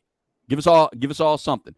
Make everything 0% interest. Every federal loan, make it a 0% interest. Because the reason you're getting a federal loan in the first place is because you can't go get a private loan. The reason you can't go get a private loan is because either you don't have the money to do it, you can't prove that you have any ability to pay back, or your credit score sucks, which means you don't really pay your bills. So 0% interest for you, fine. I'm good with that, but not forgiveness. And I think that is the fix on this. But no, can't talk about it. Can't talk. They're acting like they're forgiving all student debt, yet the colleges and the institutions are all big and fancy. These universities, they're the ones that should pay it then. You pay it. It's not like universities don't make money. Why should the government pay? Why should I pay? Why should I pay for your kids' college when your kids sign on the dotted line, asking for the loan? I'm already paying for my kids' college, so I got to pay for my kids' college, and I got to pay for your kids' college? Oh, fuck you. I'm paying for my kids' college. I don't need to pay for your kids' college. That's my problem with this whole student debt thing. I got my own bills to pay. You got nothing to say? I'm not paying for anybody's college at the moment, so I don't know, man. I think that number one, we need to go. The way I would solve it is going back to the beginning. And number one, we need to stop lying to people and making them think that college is the only path to success. I think we've proven over the years that college, the idea of college is a little bit more blown out of proportion. And I think the colleges are doing that. Like, I think the colleges are responsible by saying, hey, you need this. And then it turns out not really. You don't need it as much as everybody makes it to be in certain professions. Sure. I mean, we don't want attorneys that didn't go to college. I'm not talking about that. I'm talking about that didn't go college. To college. Like, college itself is a little overrated. If you're trying to be a lawyer, then yeah, you need to. But just to live in life and go be happy, productive, no, you don't need college. Right. Correct. And then the other thing I would say is I've never been a fan, and I'm not going to be a fan of charging for it. I don't think knowledge should cost. Like, I don't think anybody owns knowledge. And so for me, I think there has to be a free path to higher education. I think the idea that we're charging for knowledge that has been passed down from generation to generation, it's never sat right with me. I understand you got to pay for all these faculty and things of that nature, but I think that there's a path there somehow. Other countries have done it, so it's not impossible. And if we were a country that still did things, if we still innovated and we still did stuff, then we'd figure out a way to solve that, because it helps everybody. The more educated our society is, the higher it is. The more we all benefit, right? Like right now, the fact that every kid wants to grow up and be a YouTube star or an athlete, we're sucking. It's hurting our country. Like, our kids are stupid. They don't know anything. And it's bringing us as a whole down. And part of that is we're not really pushing education the way we should. So for me personally, free. I got a rebuttal on that. Sure. You know the people that failed all those tests, the ones that go to free schools, the kids that actually succeed in actually have can pass a math equivalency test or an English equivalency test, people that go to paid schools. So there's a different emphasis on education. I would disagree with that. You don't think private schools teach better than public schools? Are you serious? No, you don't think they have a leg up on education?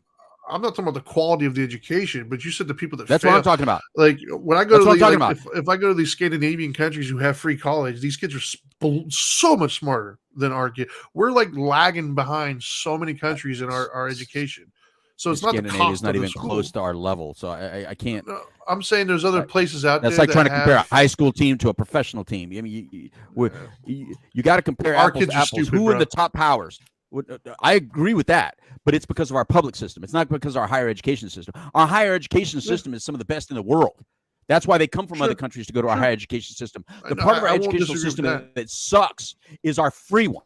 not our paid one. It's our free one. So I definitely don't want the government to run our higher education the way they run our regular education. So I don't want it free. I don't want it free because the free one sucks.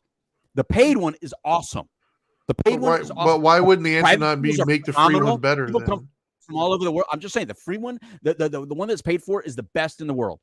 That's why people come from all over the world to go to our paid education. Our free education sucks because the government runs it. Yeah. So why wouldn't the answer be fix the free as opposed to make everything? Because they can't. They can't. Well, a government can't fix the free one because they're bogged down in cowering down to whatever little politic bullshit they deal with. Okay. But their politics don't. And by the way, it's not that there's politics involved because higher education has a lot of politics involved. But it's this. They know how to run money. They know how to use their money. They know how to get profitability, and that's why they do well. Down here in the public system, they just know how to take. We need more money. We need more money. We need more money. But they show nothing for it. We got story after story after story how kids can't pass, English tests. They can't pass math equivalency tests. You and I both agree that emotions 101 should be taught in school, but not instead of math. Never have we said, oh, feelings, we should teach feelings in school instead of. No. Including. Yes, you should teach feelings in class. I agree with you, but it should be including math. They're trying to do it instead of math. Makes no damn sense. Yeah. No damn sense. So no, I don't want free school. Anytime you start giving stuff away, people don't treat it properly. They don't respect it properly. They're not encouraged to succeed at it properly. When you pay for something, you treat it better. You just treat it better. You treat it, with more respect. You ask anybody that's ever made $1, they treated it with more respect. And shit, unfortunately, that people get for free, they treat like shit. That's why some of you throw cups out the window. You throw cups out of your window while you're driving down the road because you ain't got to go pick it up and you're not paying to get it picked up. You don't know that you're paying to get it picked up. Did you pay for that Bose speaker that you threw across the room? I did. Kind of my point. The idea that just because you pay for it, you instantly care I didn't for say it just more, because. I didn't say just because. I say there's an increased chance, 100%. I will bet dollars that there's research that shows that there's an increased percentage chance of value when you pay for it, and there's a less percentage chance of value when you don't pay for it. 100%. Depends on what it is, I guess. And by the way, I work in the system where we have where we treat for free and we treat for value, and even in that system, I can tell you there's a hell of a lot more no-shows in my free treatment than in my paid treatment. When people don't have to pay for a show and they don't have to pay for their appointments and it's paid by government, they no-show medical appointments and counseling appointments a lot more than when they know damn well their credit card's going to be hit or they have to pay for it. They don't no-show as much. I hear you, and I think that those are false equivalencies, though. Because you're comparing, you can't compare like an automobile or a bill or something like that. Because like 90% of the knowledge that we all use, we didn't pay for it, right? Like we all have knowledge. Like you didn't pay to learn how to tie your shoes. You didn't pay to learn how to wipe your ass after you go to the bathroom. Like so, knowledge itself. If we're gonna do it, we got to compare knowledge. Actually, yes. Actually, yes. Because some countries don't actually wipe their ass the way we wipe our ass. We don't live in those countries. Yeah. So just because you pay for it, because there are people in this country that don't have the toilet paper you have. Even in this country, they don't have the luxury of toilet paper that you have. There are people so poor that have to do the same thing that you have to do. Like in Mexico, when I go visit certain parts of Mexico, you have to pay for each square that you get of the toilet paper. So you pay, your family paid for it. Your family paid for it. You just may not know you paid for it, but that's my point. No, they didn't pay for the knowledge. Hold on. No. It's not just the knowledge. That's what we're talking about, though, knowledge. Both. The knowledge. I'm talking about knowledge. I'm not talking about the products and the services and the goods and the facilities. Bro, somebody had to tell you that. Somebody had to explain that to you. There's a person. Knowledge isn't some invisible vacuum that just jumps in your brain. Someone taught you that. But the only way they could teach you that is if they have it in their hand and they go, see this? I'm going to teach you how to use this. But if I don't have this, I can't teach you invisible. So knowledge, you have to have the ability to have it on you. That's why private schools that actually have the ability to show you, like their science department actually has real shit to use for science. They have frogs that you can dissect. They have cow eyes. Stupid people go to private schools too, though. Like people come out of private schools just as stupid too sometimes. Absolutely, different kind of level of stupidity. My thing is, it's just not black and white. They, like they have the knowledge. They have the new. My whole thing is, I'm not making it black and white. Like, I've never made it black and white. Pay for this, and it's better. Don't pay for that. There's other. I never said it. I never said it's black and white. I said a higher percentage, and math is real. Math just exists, and we just have to accept that it's true. So when you pay for something, I'd like to see the study on that, though. I'm telling you, our private schools are internationally known. People come to our private institutions, whether it be an elementary private school, whether it be a high school private school, or whether it be a university. People come from all over the world to go to those public schools. universities The here math too is that already are there. world-renowned too. But we have public universities that are world-renowned too. We have state schools. They Florida pay for it, by the way. University. They pay for it. Yeah. You may not pay for it. They do. An international student just as good. That state university is paid for. What are you talking about? You don't go for free at a state university. But you said private.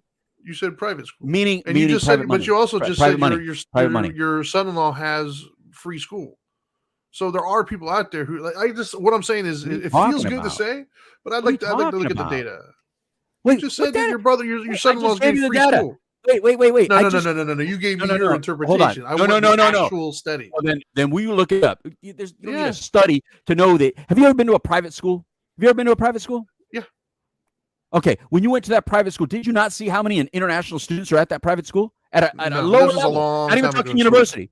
Not even talking university. So no, we didn't have as many. Okay. When every private school, because you pay for it, has international students, right? Our public schools even have some international students, but they pay for it. Public school is not free either, by the way. We pay for it in taxes. I'm talking about an individual pay for it. Sure. So yeah, we all pay for it.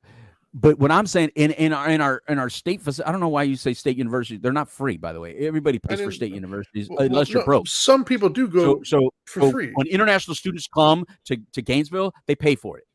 They don't get free school because they came from Iran. They got to pay for it.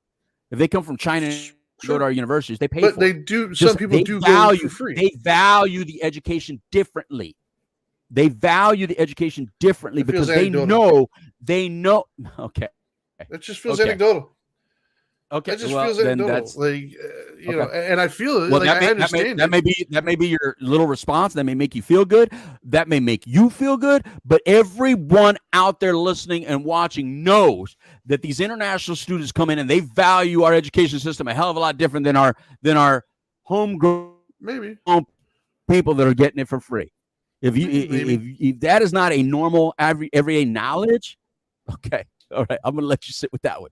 Then you feel good about that. It feels a little presumptuous our test scores, the data shows no, not because you live in America. So you're changing words that I'm saying. No, the data shows that our international students pass our data shows our international students are progressing and doing better in our university level than our homegrown. That is part of the fight that we're having. That is part of the fight that parents are saying, hey, by the way, we got to catch up. We're dumbing down our public school system. And then when our kids get to university level, they're competing against these kids that have been expected to meet this higher level of education the entire time. In elementary school, they were expected to already be doing calculus and trigonometry and algebra. And then what we're saying to our public school kids is, you don't need to know algebra because it's too hard. You don't need to know trigonometry and calculus because it's too hard. No, because when they get to a university level, these Chinese kids, these Iranian kids, these kids from other parts of the world that come to our university to become doctors and whatever, engineers, they were already having to meet that plateau. So we are dumbing down our public school system, and we need to fix that. So what I'm saying is fixing our student debt problem is not fixing the problem. We got to fix our educational system down lower. That we will agree on. Stop focusing on the universities. Don't focus on forgiving their student debt, because you start off with a presumption saying, university people don't need college anymore. Well, that's what you say, because I'm hiring people, and you know what? I'm not hiring you if you don't have a college education. It's not. Just won't happen. But not everybody wants to do that. If I have you at a college education, I have you at a no college education, that just gives me, a factor, right? It's just like if I have you that you've been at 10 jobs and I have, 10 jobs in 1 year, and I got you that's been at one job for 10 years, I want the one job for 10 years. There's certain factors that employers look at. How do I differentiate you from another person? College is one way we do it. Sure. Whether you need it for your job or not. Being a veteran is another way you do it. I will always take a veteran over non-veteran as a factor. Doesn't mean I'll hire, but that's another factor. That's a little notch. Why? Because that says that person can take orders. That person knows a seniority, knows how to deal with, a rank and order. That means if they become a supervisor, they most likely will know how to supervise and know how to manage people. That person is dedicated. They know how to do a job even though when they don't want to. If you're a veteran and you spend any time in the military, that means you had to do jobs you didn't really want to do, and you knew how to make that happen. Same thing in college. That means you had to study something. You had to listen to a teacher. You had to be at that ridiculous class all the time, even though you didn't really want to do it. You didn't really care about that class, but you did it and you accomplished. That says something about you as an individual. And so that's really what a lot of basic college diplomas are for. They may not make you be an attorney. They may not make you be an accountant. They may not make you be a doctor, but it shows your employer that you are dedicated enough to complete a task that you started. It shows that you at least know how to deal with shit that's difficult and hard, that you know how to pass something. You know how to study enough to get a passing grade. So it shows you personality things more than anything. It shows you that. And so that we're always, as employers or people that are trying to give someone a leg up, you're always looking at what differentiates you between you and someone else. So one of the biggest things that I encourage people to do is, number one, if you want to be something in life, let's say you wanted to work in a certain field, don't waste your time working in other fields. Even if you're at the lowest level within that field, work within the field. So you can say, I've worked this long in this field. Plus it's a who you know kind of world.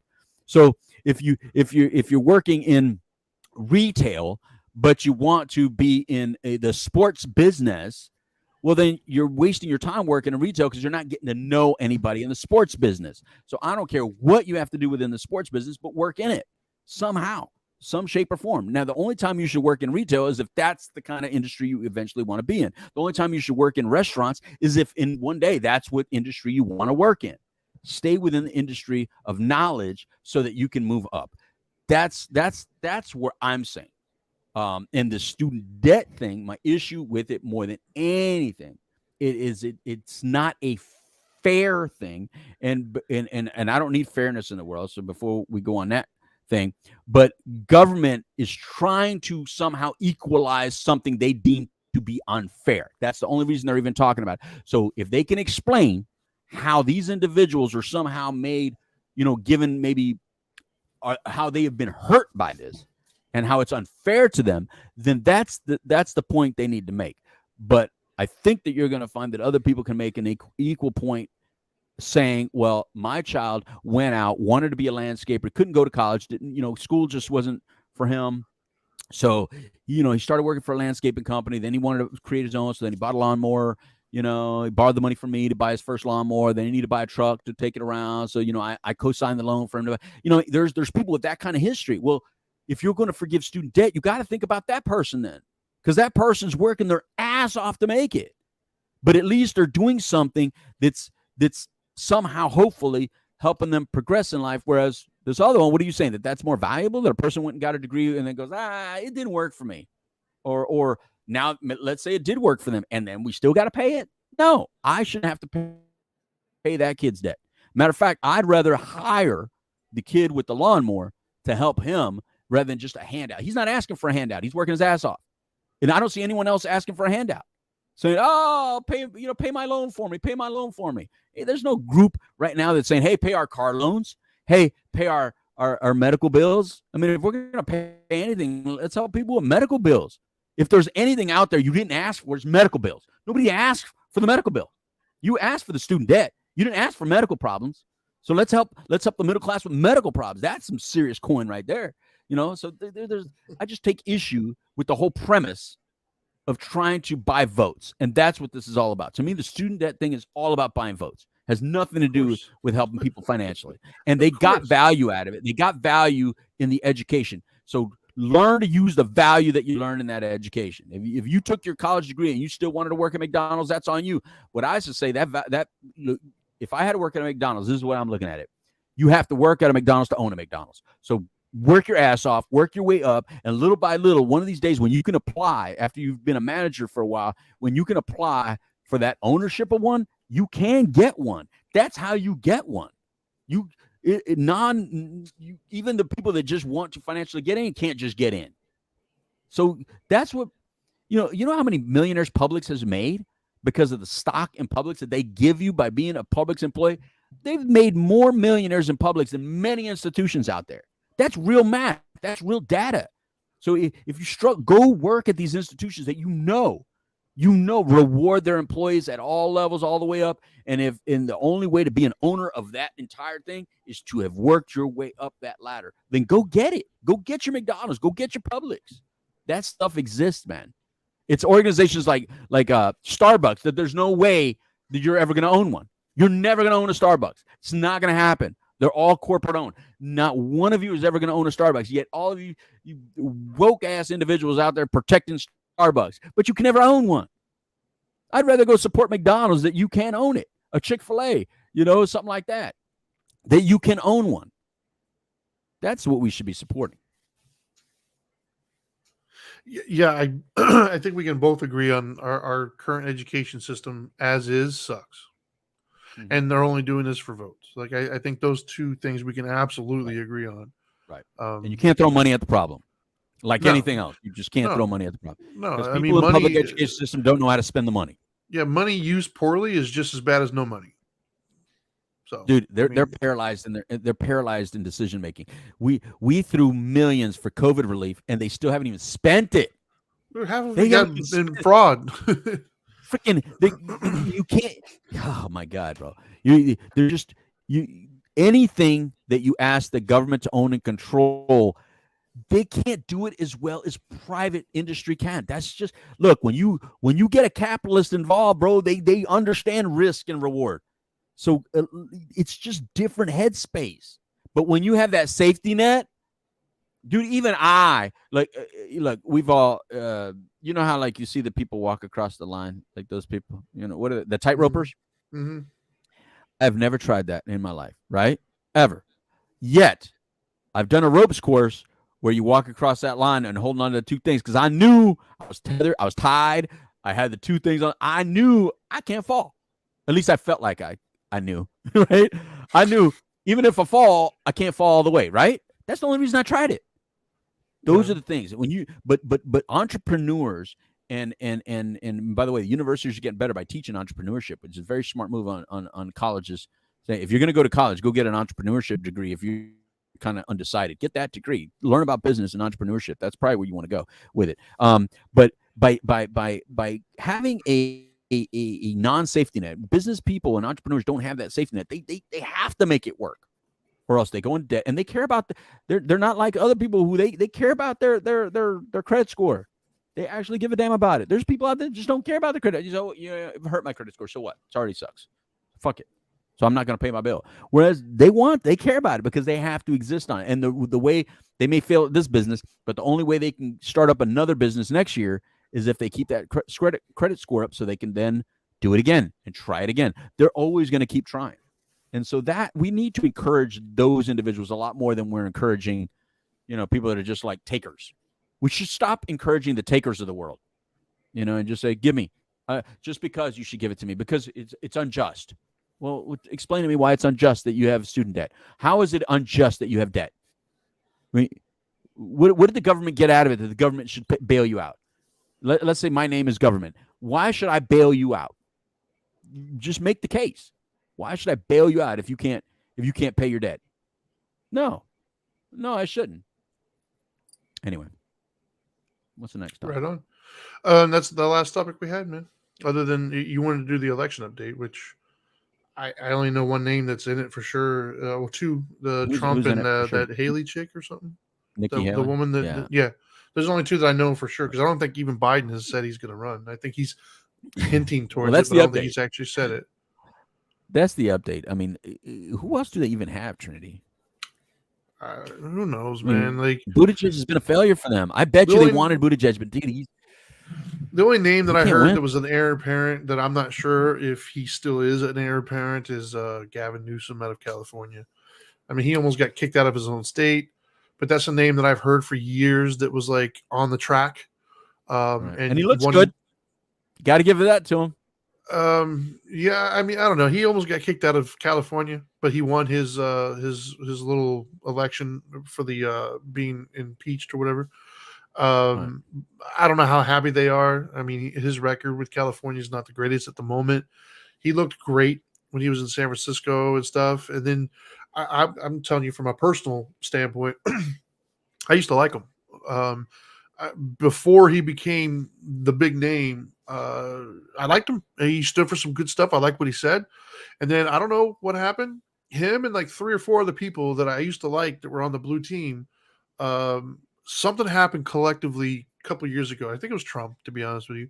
Something happened, and it's like they all got hit in the head, and they all forgot who they wore prior to that.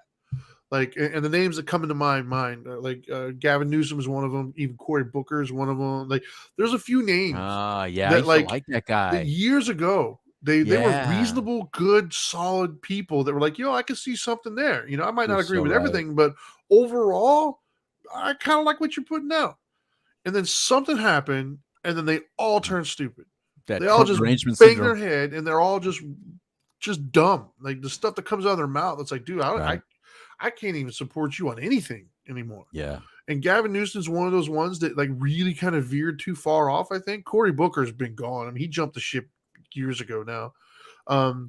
So on the blue team, I don't even know, man. I haven't heard anybody that has thrown their hat anywhere near the ring that would get my vote at the moment. Right. On the red team, there's only 2 that have confirmed right now that I know of, anyways. Is the girl and Trump. The girl. I don't know her name. Is Haley or something? Nikki Haley. Nikki Haley. Yeah, right. she's irrelevant. Like, come on. Like, she's not one of the big Why ones. is she relevant? Exactly, because I don't know No, her why? name. No, I said, why is she relevant? Because why is a frog a frog? Because that's just what they are. She's irrelevant. She's anybody who's throwing her name in this early is also irrelevant. So I don't think so. I don't think so. And here's why I'm saying that. Trump is the only one that's not irrelevant. Well, he's not. I guess win, because I'm not thinking about just presidency. I'm thinking the vice president, right? So anyone that throws their hat in, they may know that they can't win president. Okay. I'm sure Nikki Haley knows she can't win president, bro.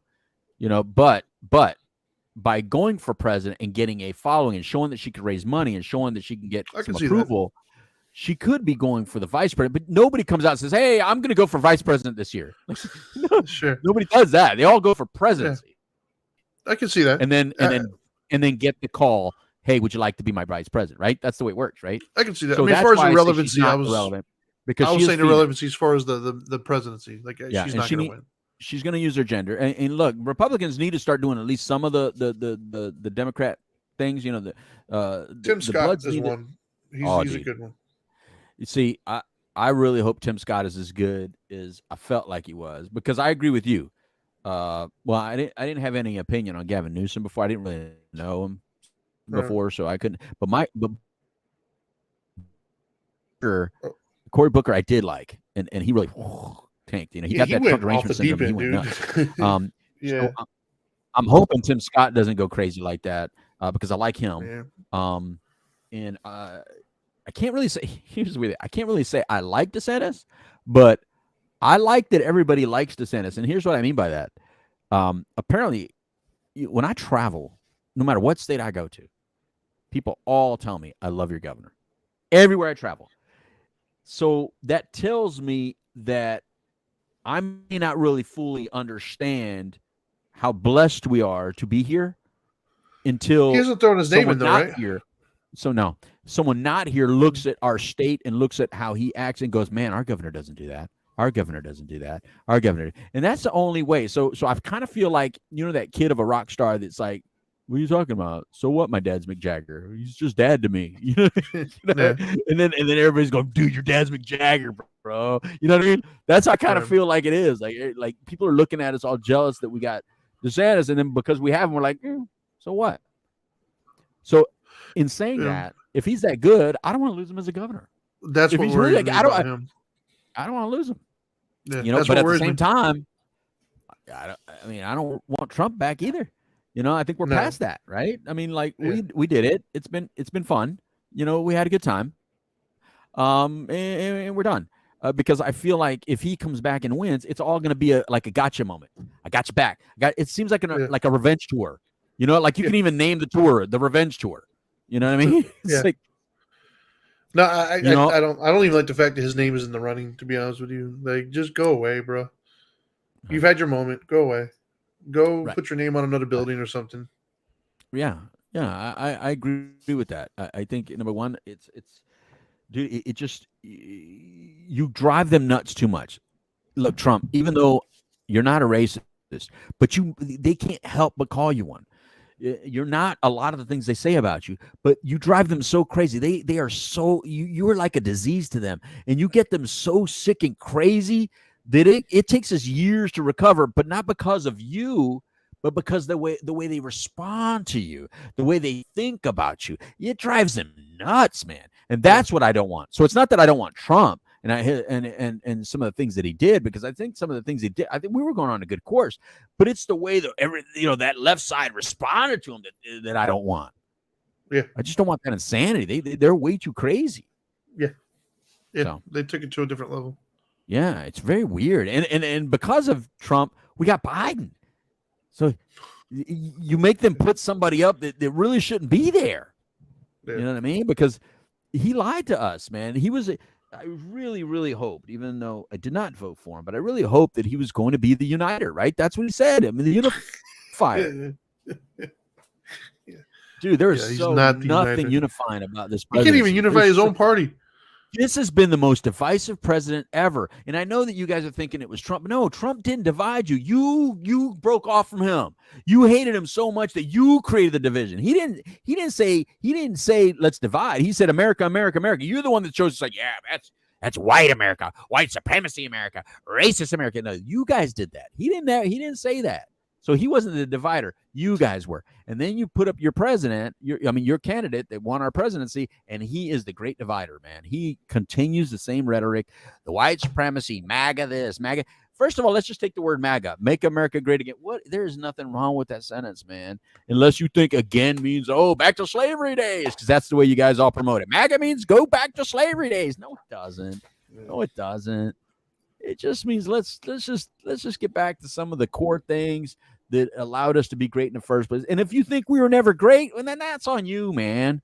But I don't think it's healthy to be teaching all these poor little white kids that, you can't ever love yourself and you can never love your parents because your grandparents were bad and your great-grandparents were evil, and therefore you are bad because you come from that. Dude, there's nothing healthy about that. There's nothing healthy. We got to get away from this race bullshit. Yep. Get away from this culture war that look, we were already winning. People love Mexicans. People love black people. We were already winning.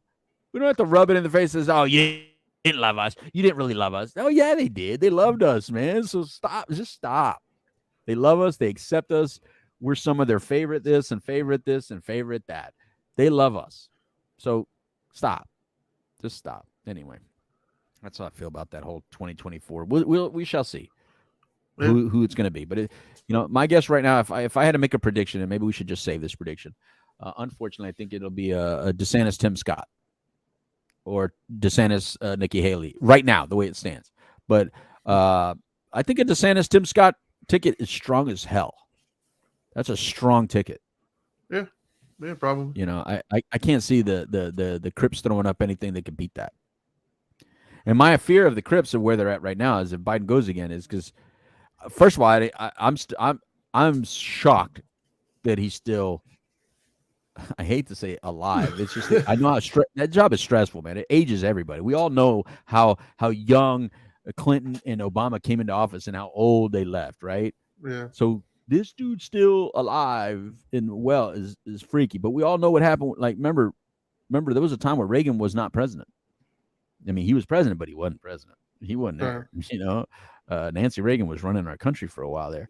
And so now that we know that, I look at something like Biden and go, oh, man, dude, imagine him getting reelected? Yeah, I don't see that happening. Dude, come on. At what, 82?